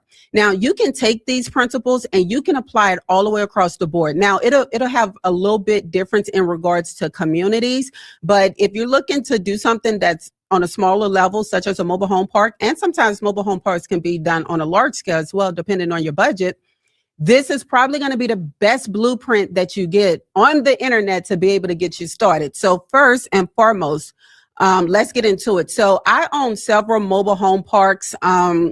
And what I come to find is that mobile home parks are very, very lucrative. Now, for some of you, if you're not in the Sun Belt, you don't understand that people live in mobile homes. You're probably like, oh my God, that looks like a car on wheels. It looks like a RV. Well, in fact, the people in the Sun Belt states, they really, really live in these mobile homes and they spend a premium. They can be cash cows for you. Even the mobile home park itself can be a cash cow, even if you don't own the actual mobile home and or trailer. And so I just kind of wanted to share with you guys just the different ways that you can develop a mobile home park and start generating income, whether you own all the trailers in the neighborhood, in that community that you're going to build, and or if you own none of the trailers and you just own the dirt, you still can get a check. And so that's what this episode is about. I want to go ahead and dive deep into it. I wrote down a few points. Somebody put points in the chat right now. The first thing you're going to do is your homework. So a lot of people think that I'm just going to buy this piece of land and I'm going to develop it, and you got all these wonderful plans. But you want to make sure that where you're developing is the area that's going to be the highest and best use for that mobile home park. Now, how do we do that, right? We take a look around. If we see an area that has a lot more mobile home parks, we're probably going to want to find some land within that proximity. If you look in an area and they have a lot more residential single family homes, a lot more multifamily homes, well, they're probably not going to allow you to place a mobile home park near it. Now, for those of you who don't know, a mobile home is a depreciating asset. The actual trailer itself depreciates in value just as it would if you was to buy a car. So the moment you purchase a trailer, every day you own it, the value goes down. Now, you're probably like, well, why in the heck would I want to buy a trailer if the if the trailer value goes down? Well, I have this model where I don't spend more than $10,000 to $15,000 per trailer. I only buy used trailers. I don't buy brand new trailers. Brand new trailers can cost you anywhere from $80,000 to $100,000, $200,000 just to get a brand new one. And they got single wide and then they got double wide. The single wide is more of your narrow ones. Your double wides are more of your larger homes, right? And so, seeing the cost of that, you're probably like, that's how much a house would cost. And you're absolutely right. But as an investor and as a developer, I'm not looking at those expensive mobile homes that cost that much. I'm looking on the lower end. So I'm looking for the ones that's used. I'm looking for repossessions. I'm looking for opportunities that people are in a financial situation and they need fast cash to be able to get out. And so you want to make sure that you do your homework in that area. Once you do your homework and you like the area, you chose a spot, you're gonna make sure that that spot is in close proximity to amenities that people need, right? Families. So what do family needs? That's how you say that. Yeah. What do family needs, right? A family need a school, they need a bank, they need a grocery store, they need a hospital. So you want to make sure that your proximity to those essential verticals are within driving distance and or walking distance for your community. That's important because people such as myself, like when I'm looking at property, if I'm going to buy something personal for myself or I'm going to rent, I'm going to look up the neighborhood. I'm going to look at the schools. I'm going to see what type of school rating they have. I'm going to look at the walkability score. Like the walkability tells you how safe the neighborhood is, if you should be walking at night or not. I'm going to look at all of those things. So picking your spot and doing your homework, making sure that you're good with the area and that you're going to get the highest and best use is the first thing that you do. Now, for those of you who already own property and you like, man, I don't know if I could do this, right? Well, first, I would tell you just to call planning and zoning, right? So planning and zoning will tell you if your land is zoned for mobile homes. They may say, no, you're zoned for multifamily, or they may say, no, you're only zoned for residential single family, or they may say, no, you're zoned for commercial. So I recommend calling planning and zoning and asking them, hey, what are the zoning requirements with this parcel of land that I have? Now, once you get the zoning and everything good, they say, yes, you can build a mobile home park here. You got your location or you already have your land. Now, what you're going to do is what we call a feasibility study. You can Google online feasibility experts. There's all type of firms throughout the United States that does feasibility studies. The feasibility study, yeah, you're going to spend some money up front for that study. But that study is going to tell you the highest and best use for your land. So you may be wanting to develop a mobile home park there, but it may be more lucrative for you to build a neighborhood there. And so the feasibility study shows you what is taking place in the past, what is currently going on, and what the future could potentially hold, because planning and zoning, they actually have a what we call a community development plan. That means they got a 10-year plan of what they want to see revitalized in their area. They have a 10-year plan of the businesses that they would like to come to the area. And so you can call any of your local governments and ask them, hey, what is your 10-year plan for the city of Doraville or the city of Lafayette or wherever you may be, right? It doesn't matter. You can just literally ask them that question, and or you can go into the planning and zoning office and they can show you their plans for the city. So after you do your homework and you choose your location and planning and zoning gives you the thumb up, they're like, yeah, you're good to go. Now you got to design it right. So I'm a very visual person. So when I was, whenever I was developing Madeline Cove, I didn't have to draw out the neighborhood itself, but I drew out what was already existing there and I chopped it up. So at first, people was going to put 50 residential homes on the property that we have. Well, I broke it up to the point where we did 21 homes on the property, and we're able to put 68 duplexes on the property, and we're able to build a 48-unit complex on the property. And then on top of that, we have a piece of land in the front of the development where we can put a commercial retail strip. So that's a lot of different mixes, right? But lucky for us, we're in a mixed use area where we able to combine those different type of living arrangements in one community.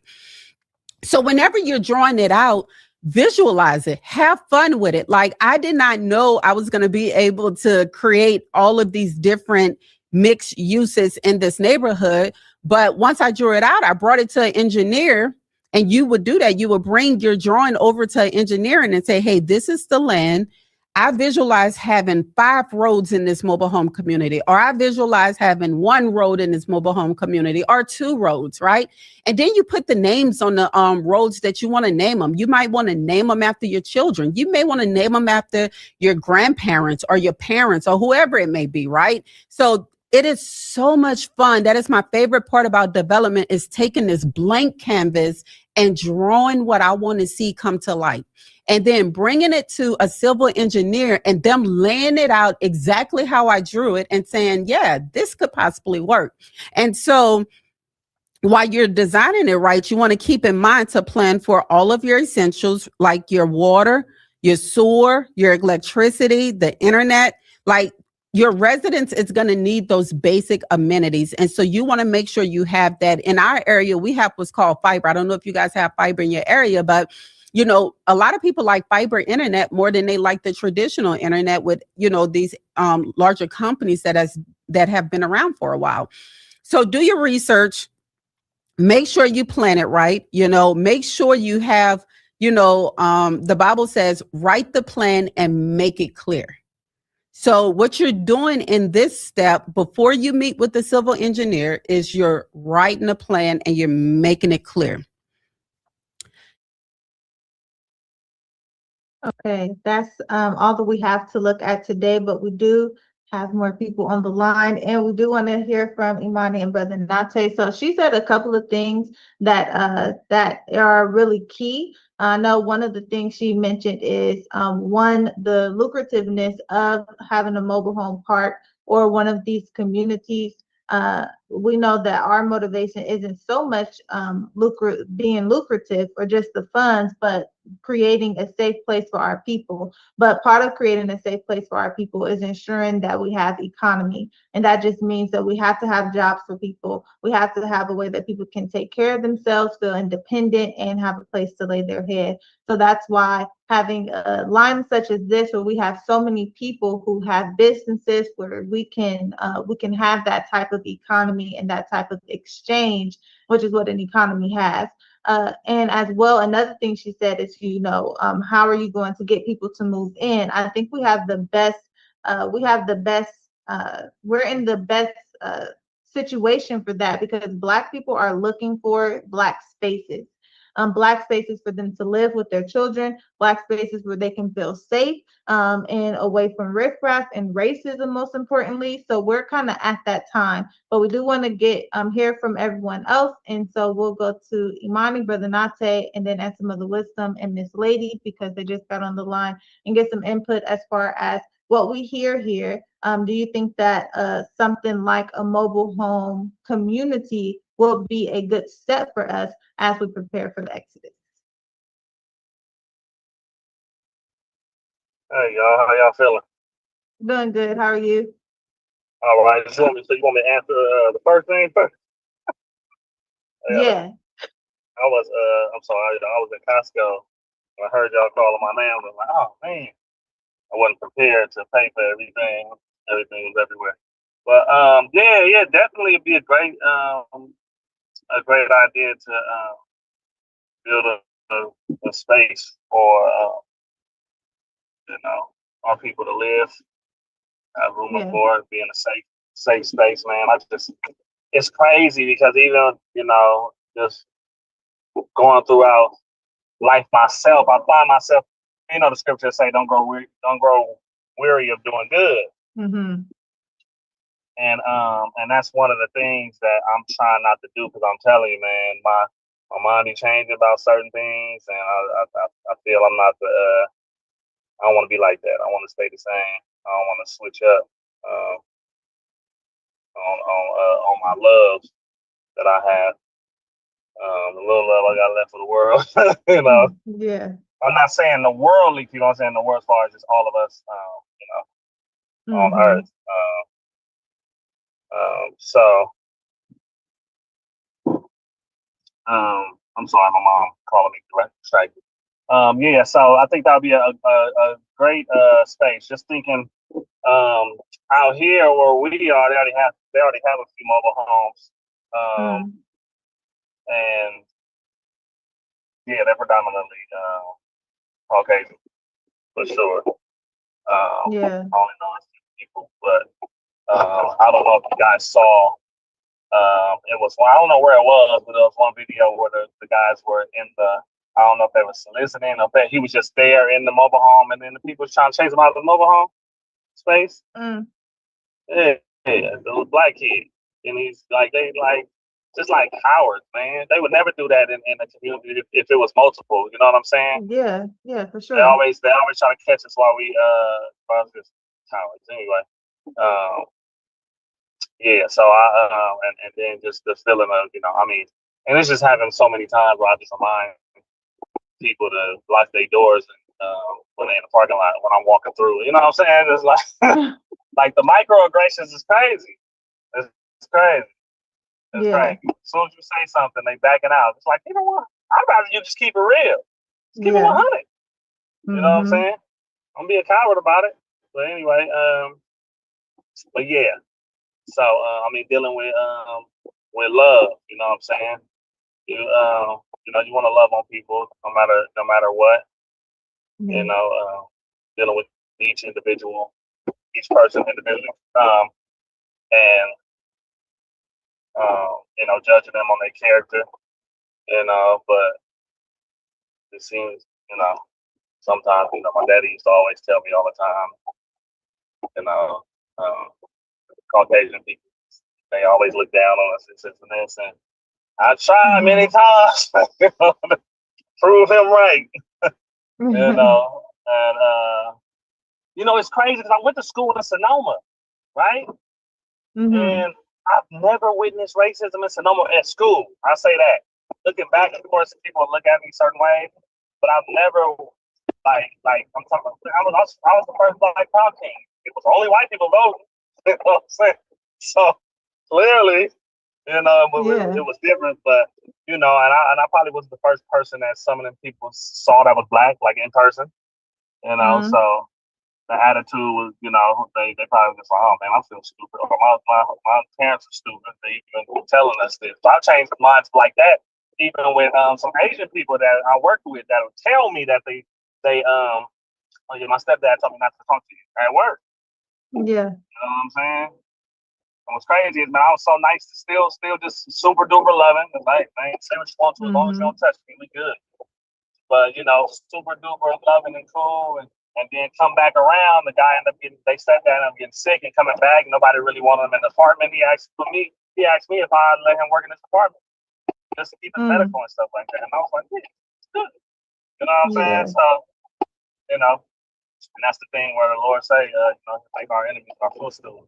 I hated that happened to him, and it had to come with some circumstances. So when you disrespecting God's people, like Goliath disrespecting God's people, I hope it don't have to come to you getting laid down and get right, because if he has to correct you and humble you, he will do it in a detrimental way. So just rather just humble yourself, but in love, what I tell a lot of my Christian brothers and sisters, they don't, we so disconnected from the righteous hate that God has also. You know what I'm saying? God just say, hey, love everybody, because we don't know how to love right, and we don't know how to hate right. Right. You know what I'm saying? So we hate the things we hate the things we should love. We love the things we should hate. So probably it was just easy for him to say, I love everybody. Y'all don't know how to hate them. And you can see it in Psalms, and where it says God abhors, certain people. People in the church. But I'm telling you, man, I talk to a lot of the Christian brethren, and they just, and sisters, they just like, they just like, oh no, it's the sin. He hates the sin, and it was like, but that's not what it says. You know what I'm saying? He's talking about people, certain type of people he hates, and we gotta understand it, because people got the outer appearance.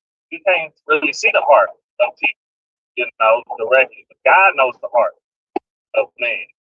So yeah, he knows who he can hate and who he don't hate, because he knows their heart. So the ones that's gonna hate, that's gonna be forever haters. That's gonna never, love like they're supposed to.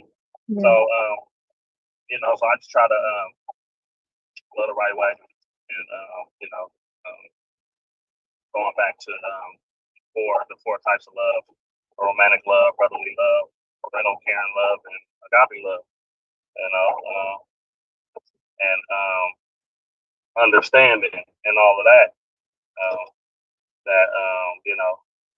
The right brotherly love between our brothers won't necessarily be the eros love, and romantic love, and just not hating, but showing the right type of love, just showing how people how to love right, Right.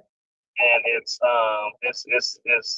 it's crazy, because in our neighborhoods we have a lot of brothers that like other brothers, same sex, all of that, and you'll be ridiculed for hanging out with a brother like that, when really we should be showing them how we're supposed to love. You know what I mean? We don't love anyway, bro. I love you. You know what I'm saying? But teaching them how brothers are supposed to love other brothers is something that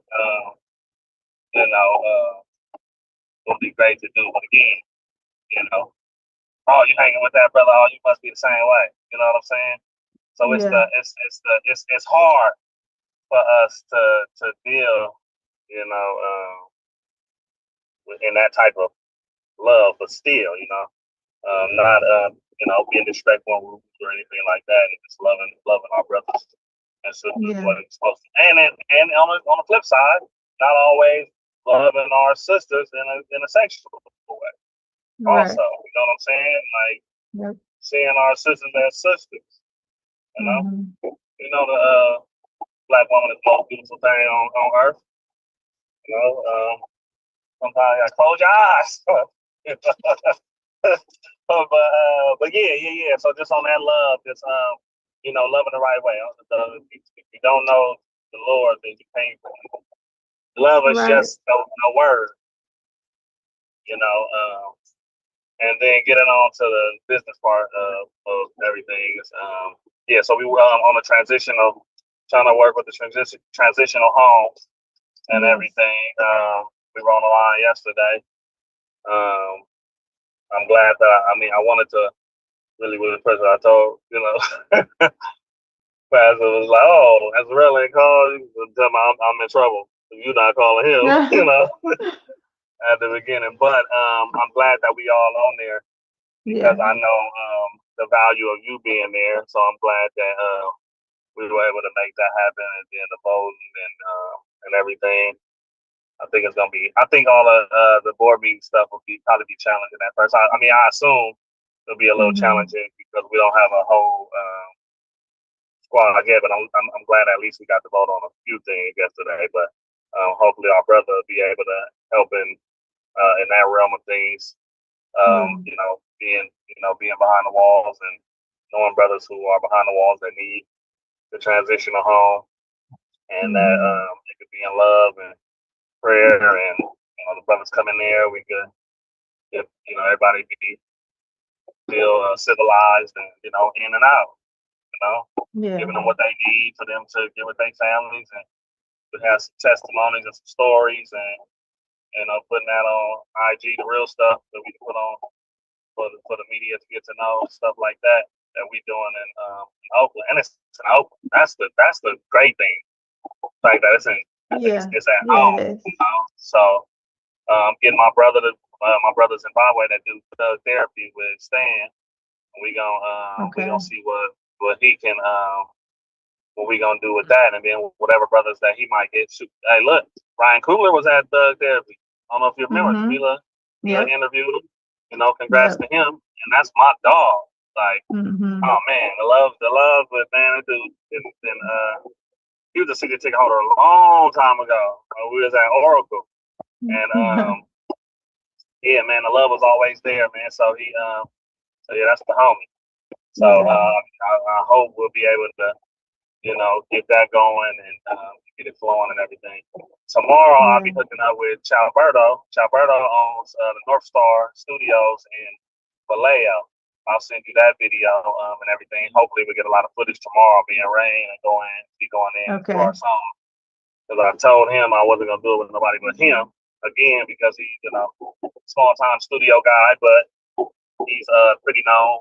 But he's the guy that put up the Russell stage in the back, and he's super duper connected. We all connected, so I'm just trying to watch me grow on as much footage as everybody around the around the field or whatever, so they know we out here and we outside, doing some stuff. So can't wait to get a lab with him, and then I gotta get with Ansar so we can lay down some stuff that we need to lay down. I need to lay down some work and our video we have to do and stuff. And it's been exciting actually being on the album.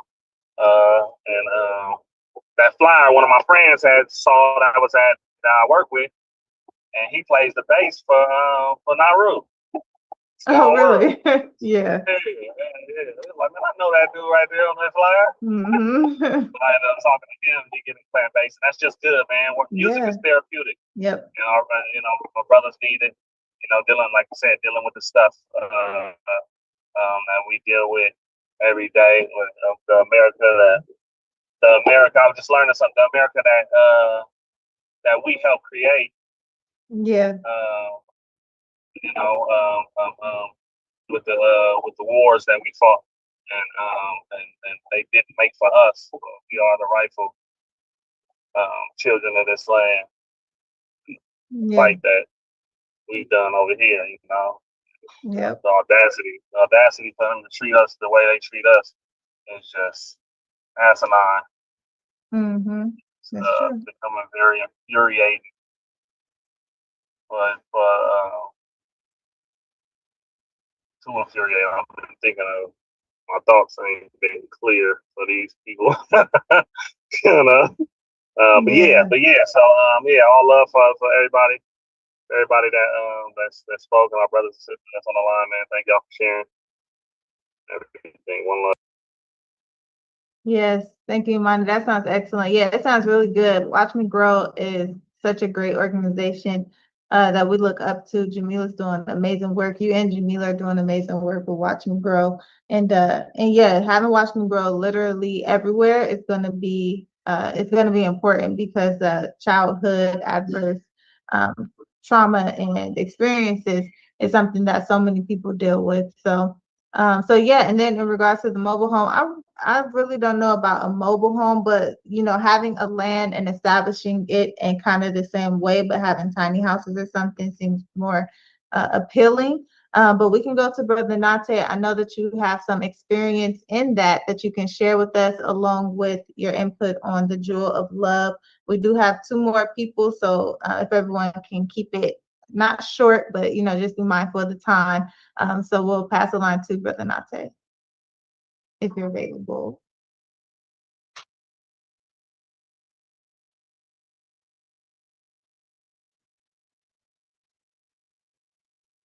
Okay, there is. Yeah, because I just got finished praying. Okay, so now repeat what you had said, sister, because I was listening, but I was praying at the same time. Okay. Yes, we are talking about the video we just watched in regards to the development of a mobile home. So we know that you have some experience in that, so you can give your input on how what you get from her video, and if that would be something that you think would be interesting for any of us or us together to establish something like that. As well, any of your input in regards to our jewel of this month, which is love, which we identify as the living embodiment of the 12 jewels, a powerful force that permeates every aspect of our lives and work.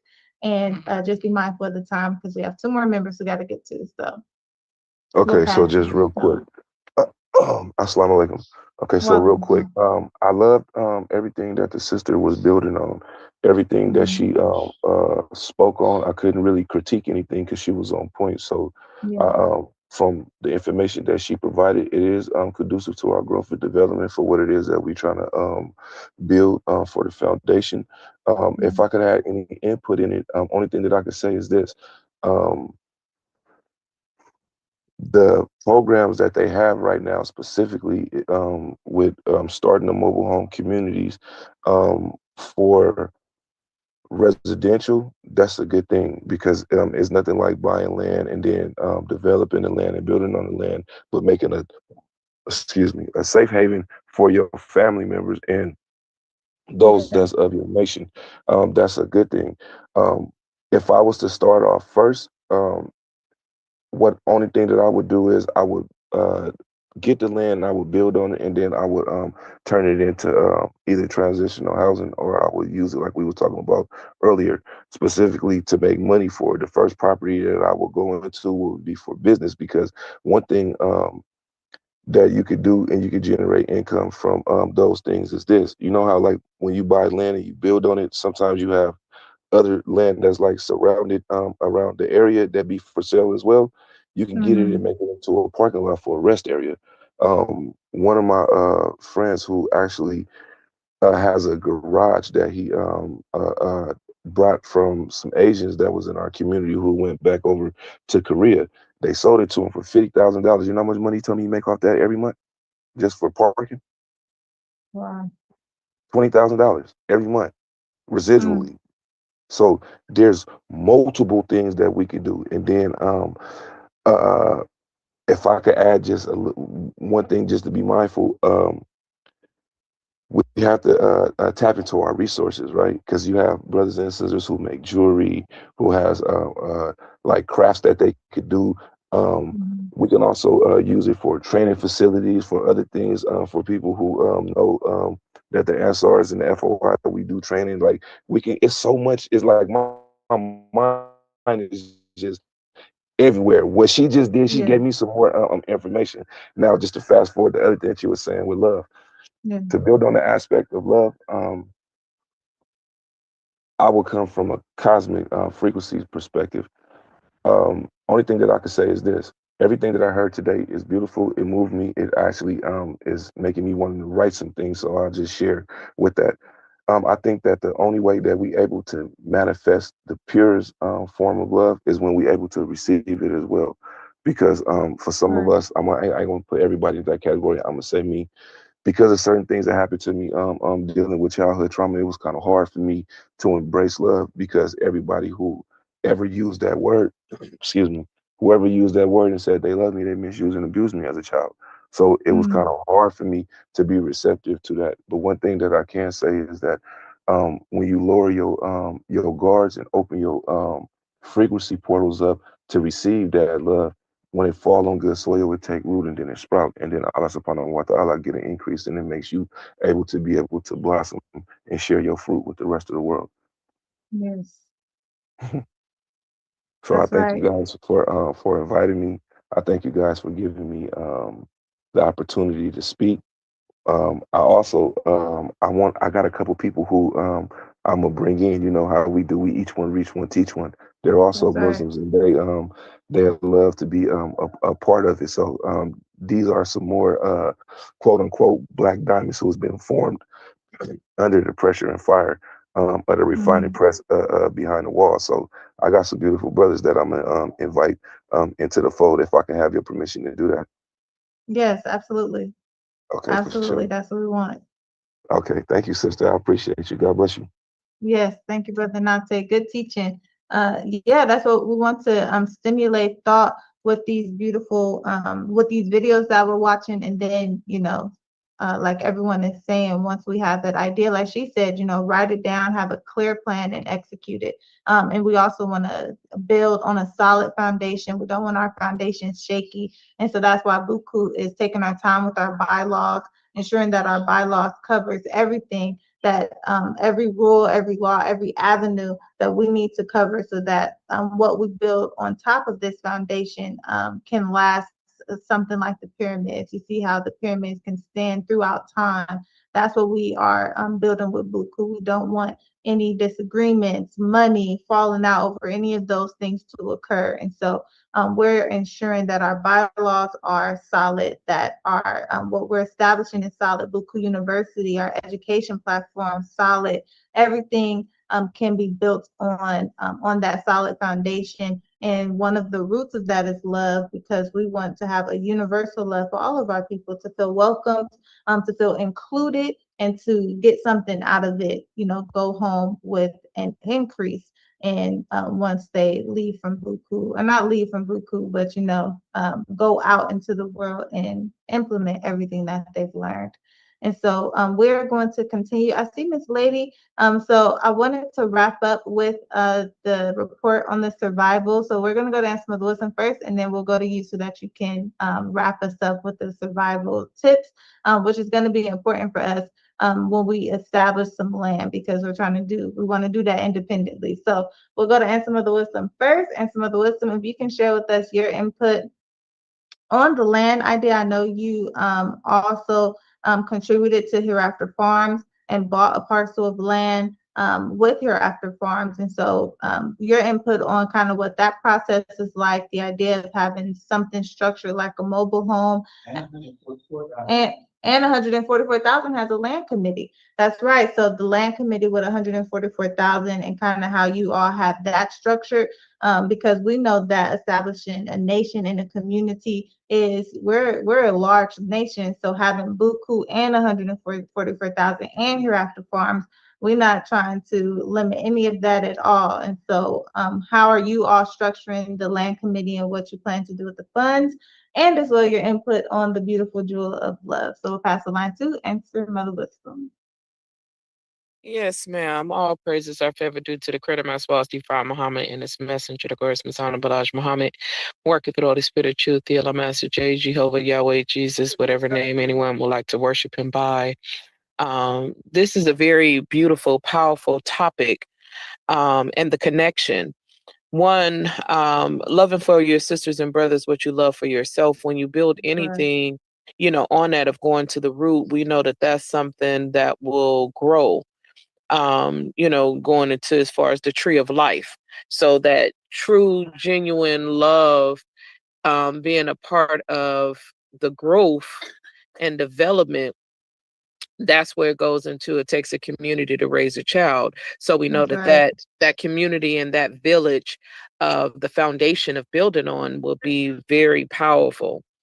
When it comes to the land, and mobile homes. We actually, in purchasing mobile homes, going into that area, because we actually was buying, fixing up Oh, mobile that's homes.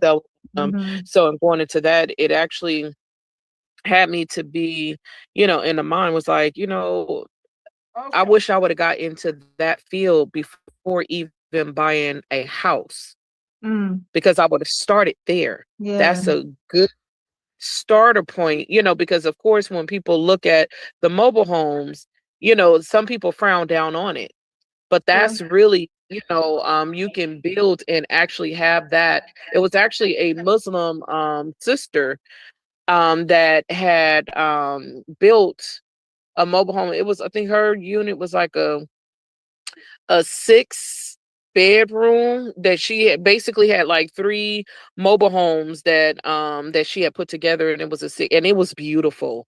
Wow.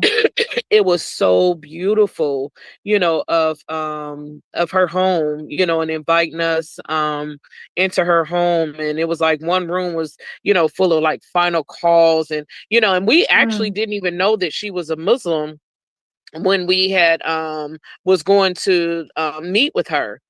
And me and brother Answer was in there, and we seen the picture of the messenger up there. We just seen, like we was like, oh wow, she from the Nation of Islam, so when just in coming out and speaking with her, that whole meeting went into something separate from what we actually went there for, but just really beautiful. So in having mobile homes and building is really a very beautiful foundation, to actually build a new community. Once we actually purchase into the Hereafter Farms and going there, to the original, originally with the land of going there, and then, they had the chickens, that was there, the children was playing with them, and, just speaking about, like growing, like having farm land, and even on the video, just in reference to the vision, when you buy your land, I know that we had actually presented, I think it was like 6 different names as far as our streets. We put Allah Master J Way, it was just, the Answer Muhammad community, court or some, so it was just the different names, just to be a part of being able to name your own streets. And something that you built from the foundation it's just really beautiful and really powerful.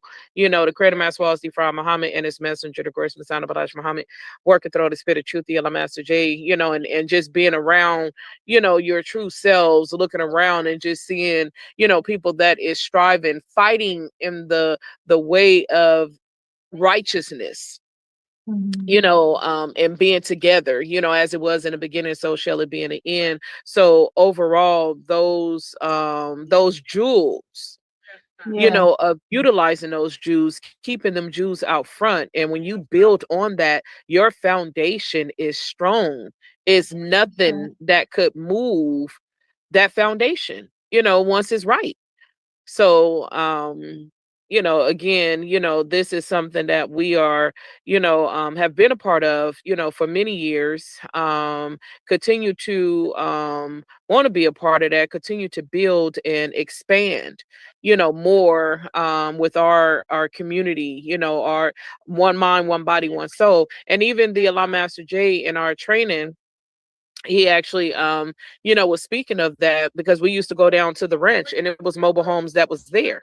He actually stayed in a mobile home, on that land, and just trailers. So once you actually get producing land, that's what the messenger say, get some producing land.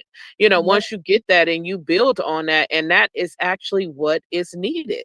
We need that producing land to be able to expound, because even if you start with the mobile homes, and when you buy that land, you start with the mobile homes, and you decide that you want to just build a house. Once that foundation is there, you can do what you want to do, expand up, down, spread out, whatever it is that the Savior see fit. So Very beautiful degrees that we heard. We multitasking, working. So in the midst of doing a lot of things, we had got on, and then urgent call had came through, kicked us off, and just back and forth. So but we here and thankful that we are able to be, on board with everybody. I'm fine. Able to be on board to tap in. So those are our degrees. Yes, ma'am. Yes, ma'am. Sajala, this is good teaching.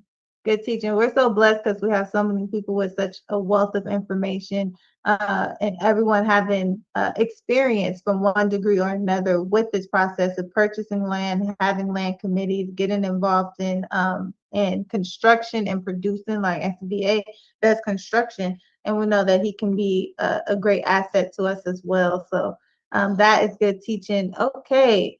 And so now we want to hear from Miss Lady. If you can share with us what you received from that video, some survival tips. I know that you probably have a wealth of survival tips that can be used on independent land, but also being off the grid and how that relates to the jewel of love. We'll pass the line to Miss Lady.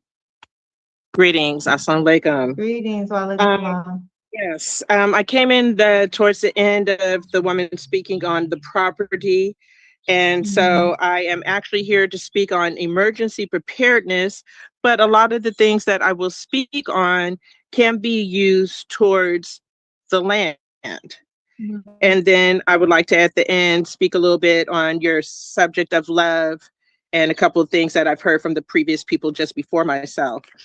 So basically, getting into emergency preparedness, for those of you who do not have a paper and pencil, you should get a paper and pencil. And I'll take about 30 seconds before I start listing things that you should think about preparing with. As we all know, there is a lot going on this earth right now.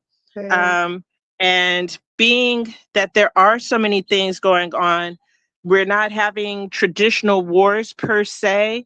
Yes, a lot of countries are having bombings, but here in America, we more need to be concerned about maybe a cyber attack, shutting off our power and our water or infrastructure being blocked. And then supposing an EMP, an electric magnetic pulse, which is a mild nuclear detonation over a certain area, which can black out people. Or there's a lot going on with the sun and the planetary alignments. And right now in this next month, the planets are aligned like they haven't aligned in 100+ years. And then most people think the calendar starts in January, but it doesn't. It usually starts with the spring equinox and different things. So a lot of new beginnings are coming in towards the next month and different things with the sun. I'm very big with following Stefan Burns, Stefan Burns, Burns. He is a geophysicist. He talks about the sun and the planetary alignments, and he'll go back a couple hundred years to when these last alignments have happened and the effects that have happened on the earth. And something on my own, the Carrington event of 1859, when the sun flared and shut down the whole telegram system and they had to rebuild it, and people sitting at it, touching it, got shocked. And everything's electric now. So should the sun do something to us? And people don't realize right now, we're having a lot of volcanoes and earthquakes happening around the world. And again, that is from the sun and the planets. So when we are aware, it is not to fear. Think about wherever people live on the earth, there is what they call a natural disaster, but technically that is Mother Nature, Mother Earth cleaning herself through the volcanoes and the earthquakes and the hurricanes and the different vortexes and what have you, are actually cleaning the water and different things that are actually in the ground, her trying to clean herself. So a lot of people fear these events, earthquakes, volcanoes, hurricanes, tornadoes, whatever, but we shouldn't fear them. It's just to be aware, adapt, and survive. And where you guys are talking about land, so just wherever you happen to buy land, just know what Mother Nature's natural thing is and live accordingly. If it's tornadoes, then yes, you want to have under the house or under your mobile home or something. You know, back in the day, people used to have root cellars to store for their fruits and vegetables, which will be something I will be talking on in a moment. But, you know, here in California, our thing is earthquakes. Now, should there be an earthquake on the Japanese side or Northern California to Canada, the Cascadian subduction zone, then we would have to worry about a tsunami, maybe some water.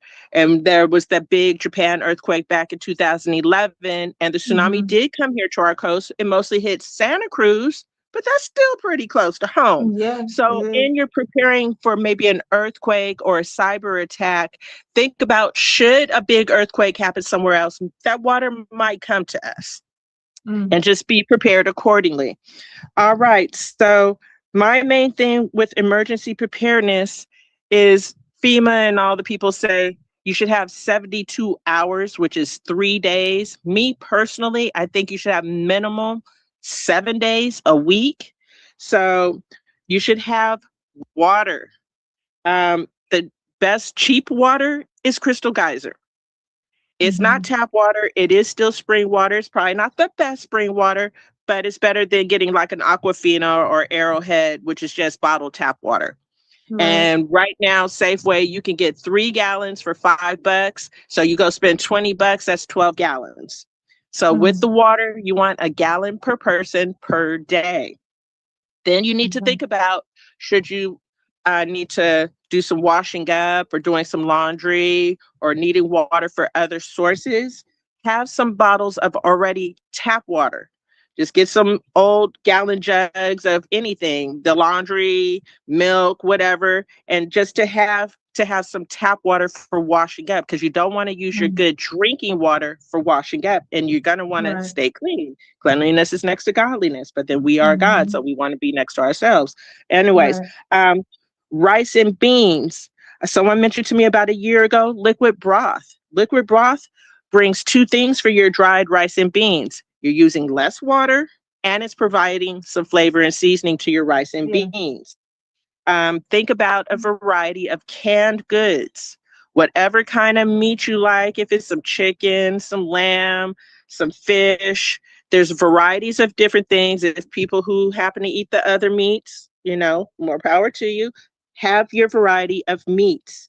Have a variety of beans, baked beans, refried beans, white beans, navy beans, black beans, whatever your beans are, whatever. I like lentils, so I have dry and canned lentils. Think about a variety of vegetables, and like your carrots, your green beans, if you do green beans, your potatoes, whatever it is you do, get some in cans, and some fruit, canned peaches, pineapple, mandarins, whatever it is you like, because you're going to need a variety of foods.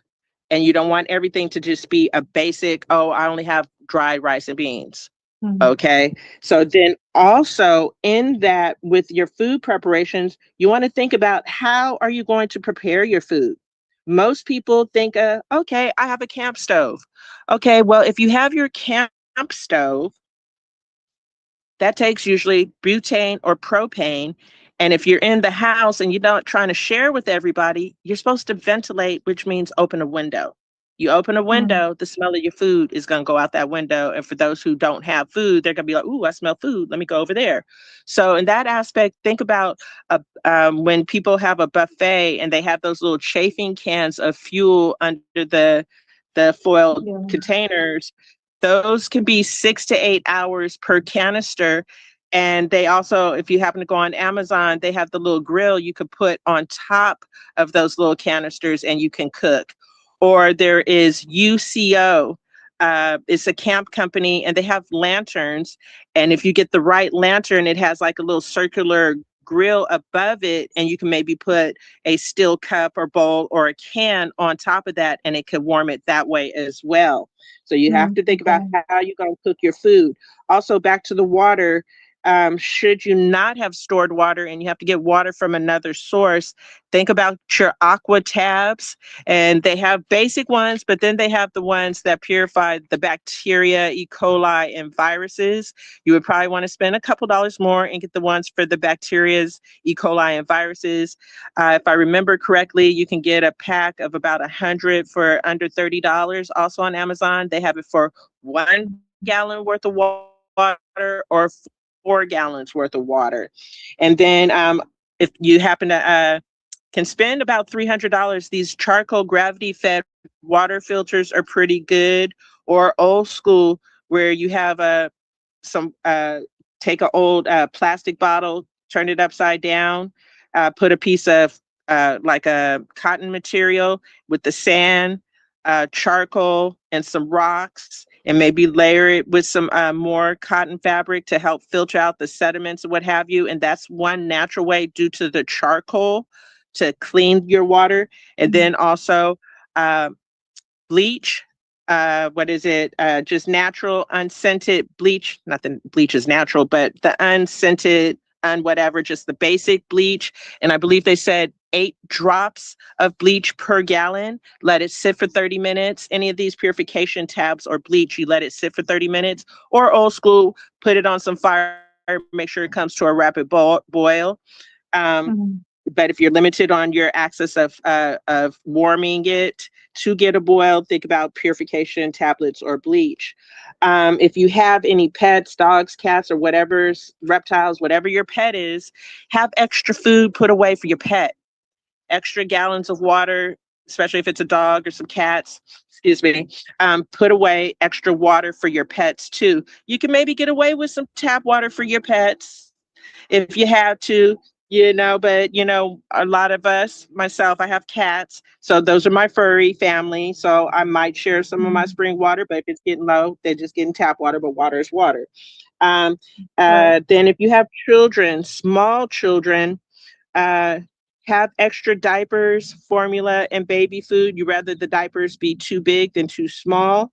If you have older children, and the power should go out via cyber attack or EMP, and the power within that aspect will be out for a good period. You want to think about school workbooks, having a couple grades ahead, board games. How many people play board games anymore? My grandsons love them, but have some board games, some cards, some coloring books, crayons, markers, color pens, different things. You as an adult have your books, whatever it is you like to do. If you like to crochet or color or whatever, supposing we have to stay in the house, you're going to need something to keep your mind stimulated and going as well. Then you want to think about hygienic products, some extra toothpaste, washing soap. A lot of people don't realize baking soda could be used for a lot of things. Like myself, I like baking soda for brushing my teeth. Or if I haven't burned a pot in years, but if you burn a pot, you put a little baking soda in the pot, little water, you boil it, it comes right on off. But baking soda is an excellent cleaner. Or if you have a clogged drain, baking soda and vinegar and some hot water is better than the chemical.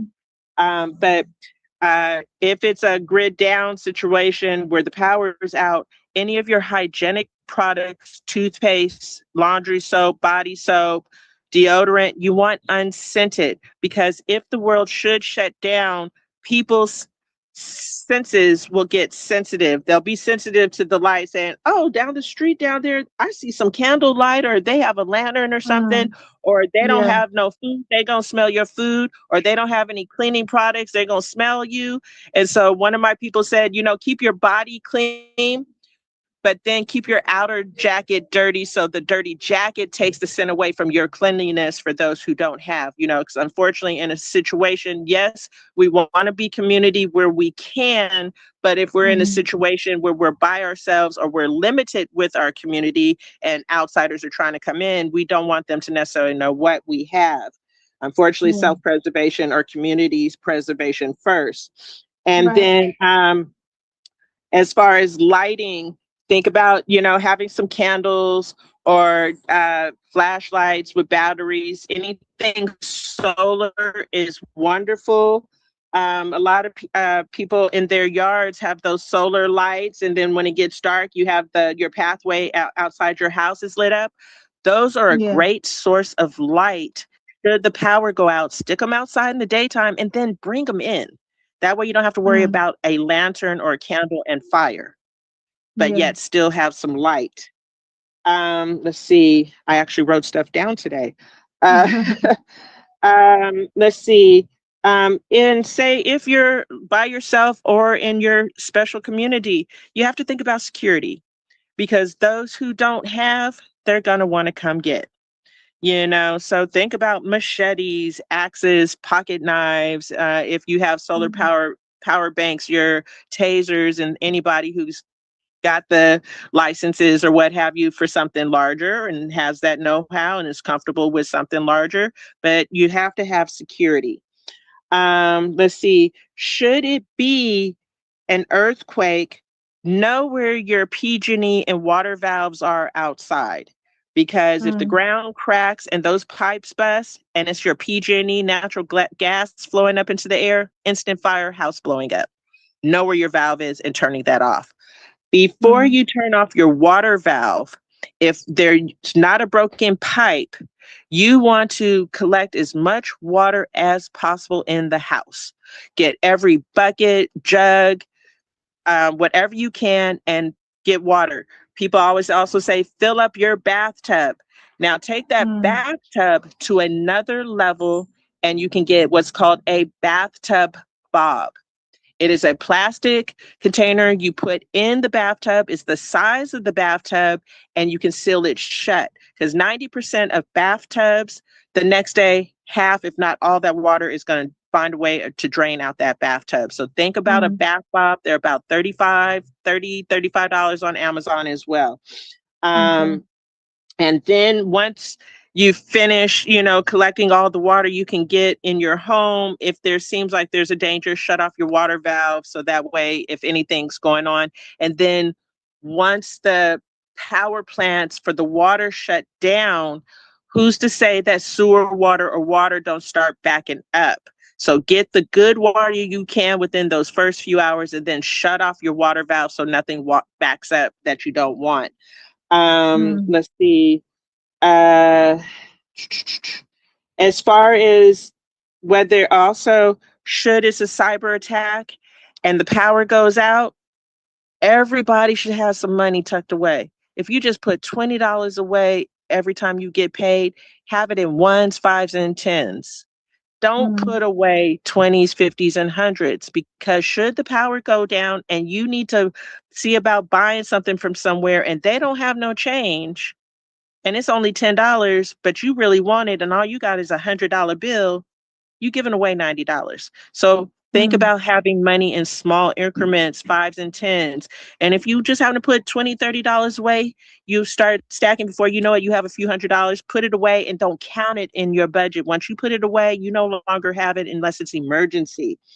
And then we don't do this, but some people do. And should it come down to a barter situation, somebody may have something that you need and they may happen to be jonesing. Have a box of cigarettes or some alcohol to the side, because you can give somebody a cigarette and maybe get 5 bullets.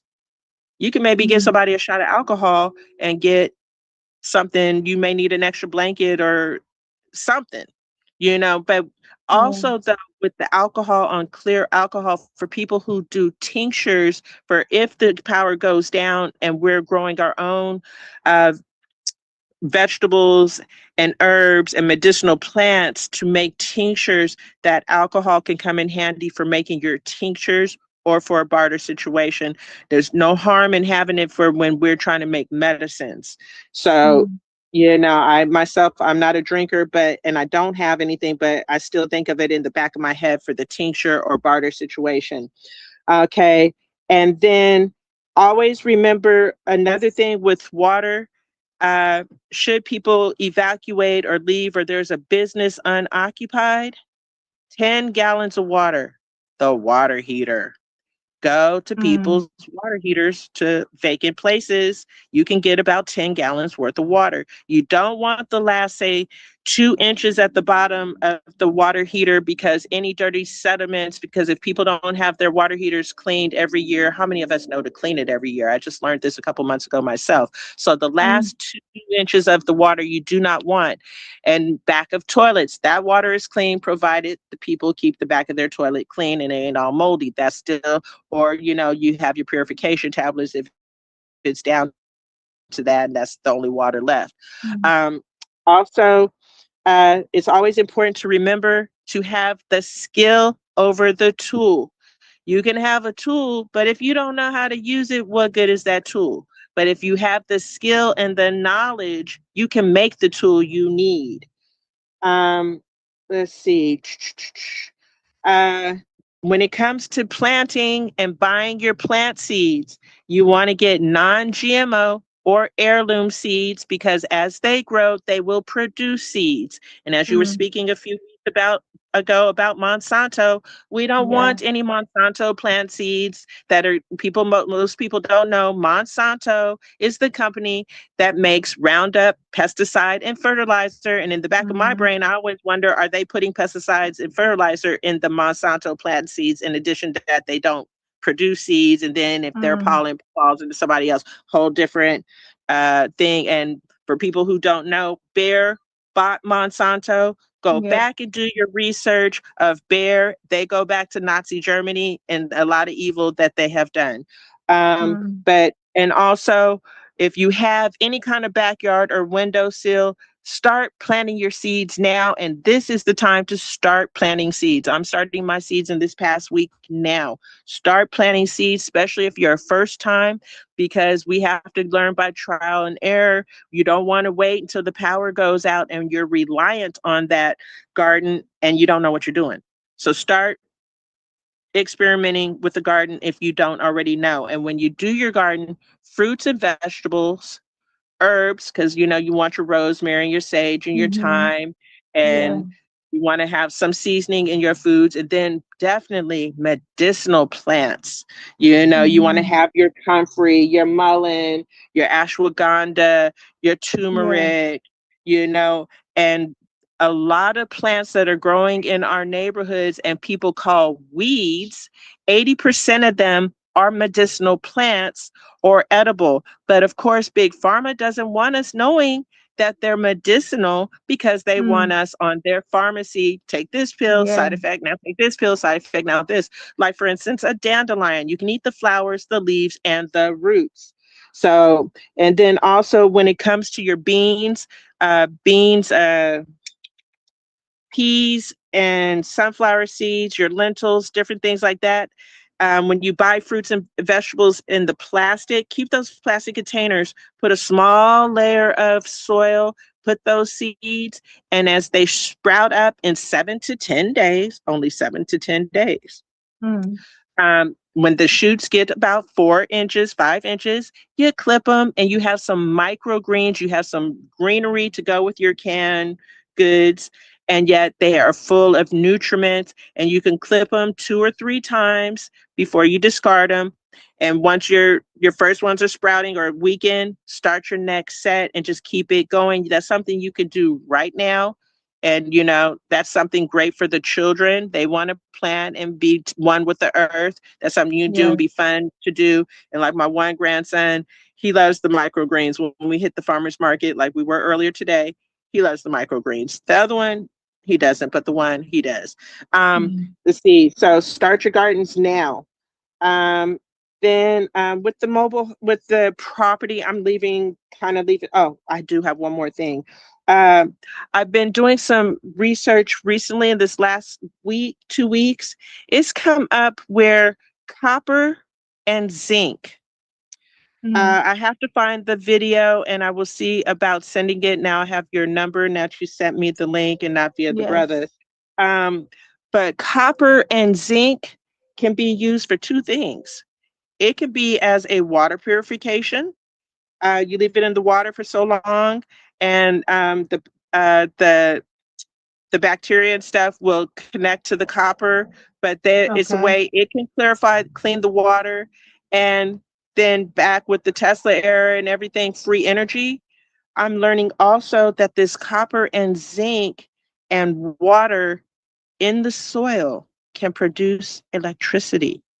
We won't necessarily need solar panels if we can use the copper and zinc to produce our electricity, because the lithium batteries in these solar powers, that's a lot of mining for our brothers and sisters, and Hurricane Helene a couple of years ago. There was a lithium mine behind that, ulterior motives, I think, and then an instant fire in the snow there. But we need ulterior ways than the solar power. So as I find more research into the copper and zinc, I will share on that. Okay. With the property, I think it's great. Mobile homes, but I've been watching a lot on tiny homes in these last few years and the container homes. And, you know, also going smaller. We don't need all the material objects and the consumerism of keeping the society matrix going. And when people realize you don't need the material items, you just need a basic car to get from here to there. You need a home to keep you, you know, sheltered, but we don't need that lavish Mercedes, BMWs, cashing out, spending all our money when we can get a nice economical car, go on and get our properties, have our gardens, and more focus on the land and not being with the matrix. I'm one 5D universe, then 3D matrix. And so many people are stuck in the matrix, that 9 to 5 being the system's battery. We got to get away from being the system's battery.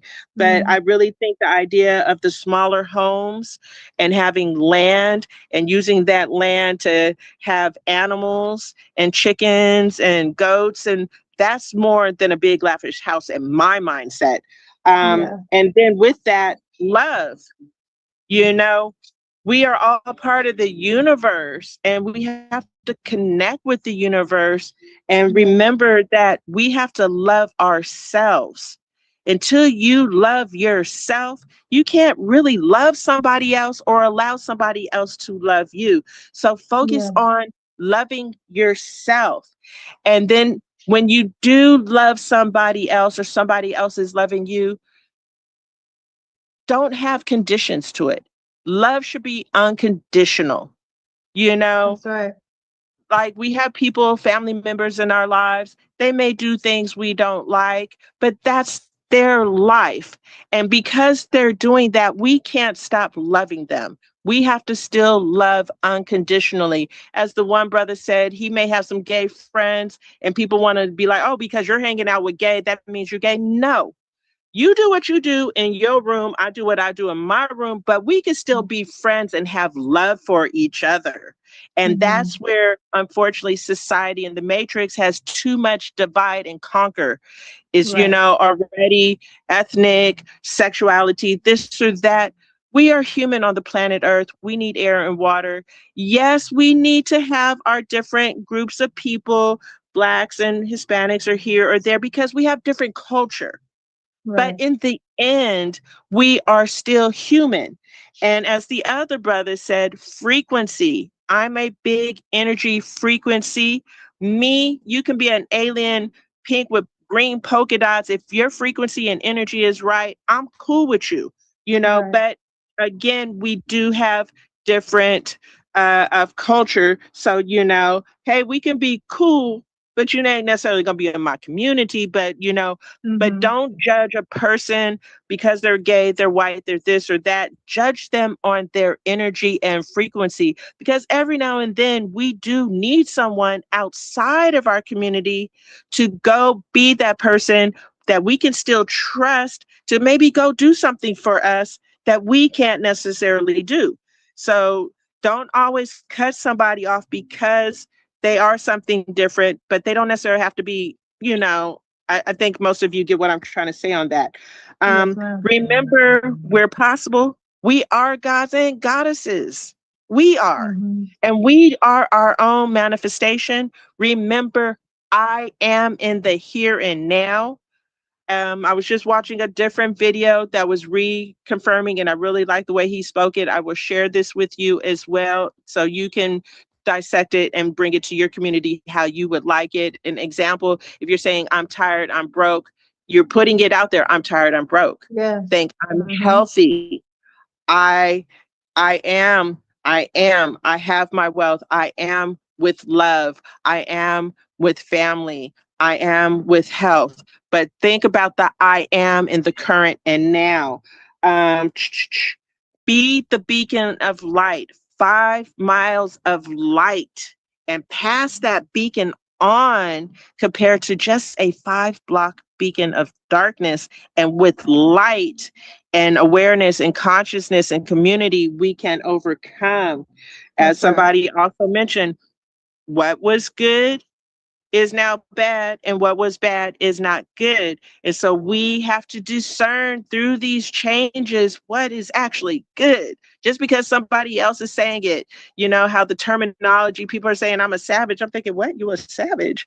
Oh, you a go-getter, you this or that. Okay, I'm not a savage. I don't care what the term is, you know. We have to discern for ourselves. And just because it's the terminology and slang, don't be with that.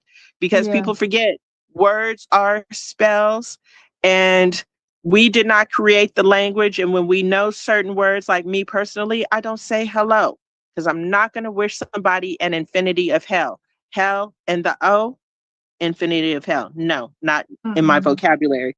And then where a lot of people are speaking on music, be aware, mainstream music is on the 440 hertz of negative energy. Get with 432 that resonates with the earth.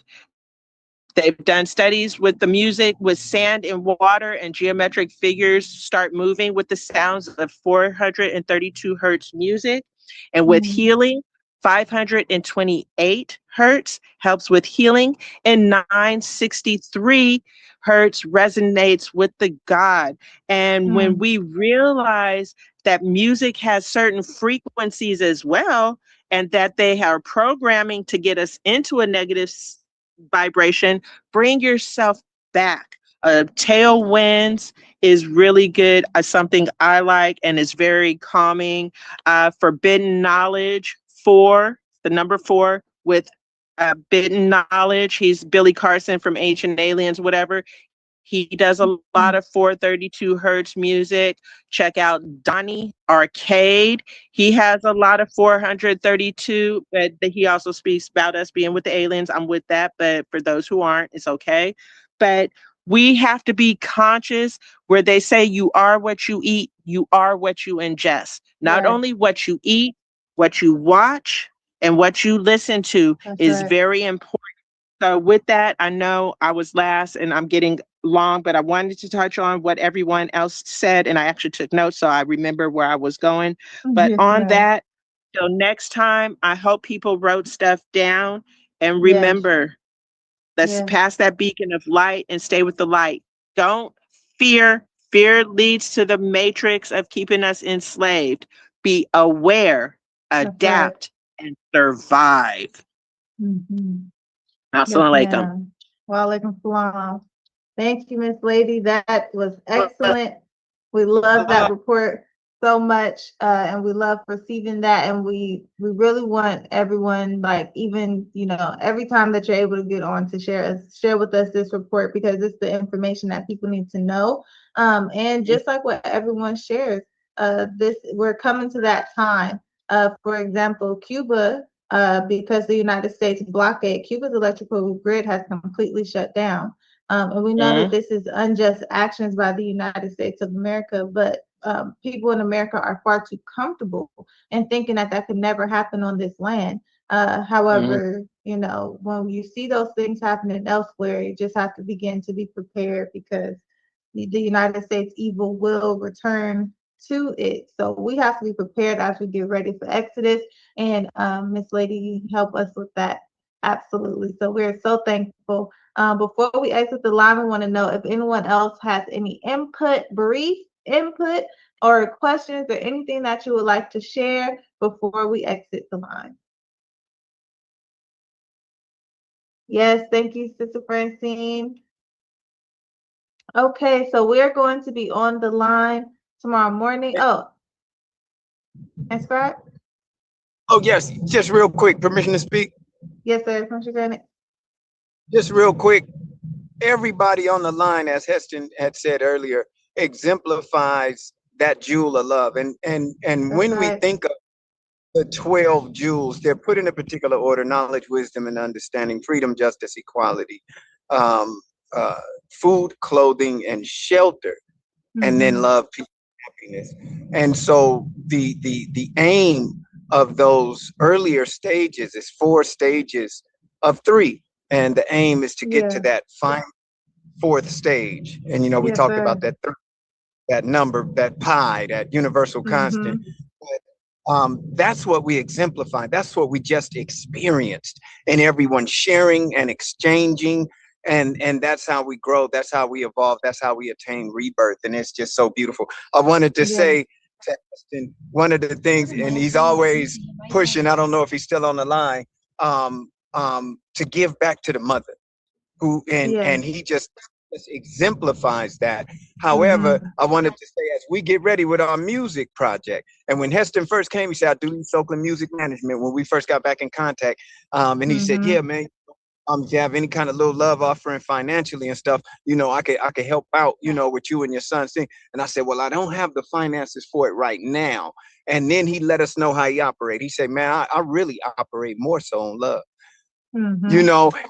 From that point, I said, yep, that's the type of person that when you establish your funding, when you establish your grants, when you establish your monetary system of barter and exchange or whatever, you want to make sure. I just wanted to say to Hess, as we get ready and we have a music project that we're about to launch, the return to RBG on that level, Heston, we're looking, just give us a quote. Because whatever it is he asked for, because he didn't want nothing financial, we're going to make sure something financial. You know what I'm saying? To push that project, because we know when he push it with love. And he does it. And I mean, you could feel the love. I think the only time me and him bumped heads is because of his passionate love for wanting to push so hard. And so, we just wanted to say that. Sajalu. Yes, sir. Sajalu. Good teaching. I don't know if he's watching on YouTube or Instagram, but we could definitely clip that and send it to him. Good teaching.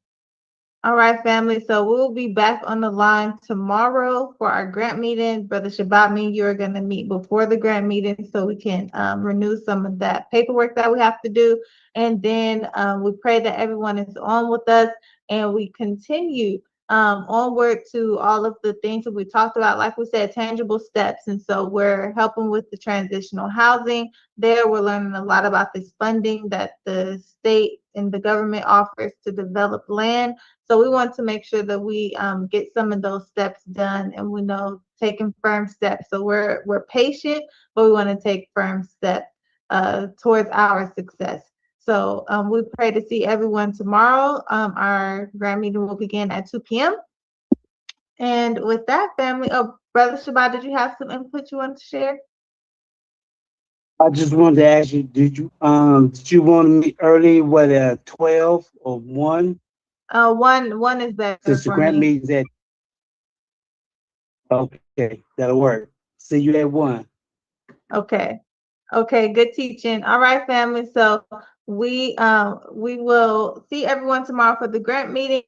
And with that, we will remain open in the name of the one true God. We know him by many names. We thank him for coming to us throughout time and sending us his prophets. We thank him for Moses and the Torah, for Jesus in the gospel, for Prophet Muhammad in the Holy Quran. We thank him for sending the liberators to prepare the way for his coming to us, like Noble Drew Ali and Marcus Garvey, and all the liberators who understood the importance of our people and what we were experiencing here in the hills and wilderness of North America. We can never thank him enough for coming in the person of Master Wallace Farah Muhammad, raising his messenger, the glorious, most honorable Elijah Muhammad, raising their national representative, the Honorable Minister Louis Farrakhan, and their return in and through their royal robe and remote control unit, and Surah Muhammad, the select one, the Allah Master J-Man, and for this program of BUCU and all of our powerful members and everything that you have to offer. We are so thankful. And with that, we will say, Sajadallahu, Assalamu alaikum, peace, Black love, and Black unity, and see you all tomorrow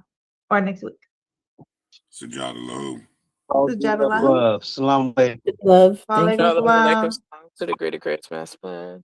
Yes, ma'am. Recording stopped.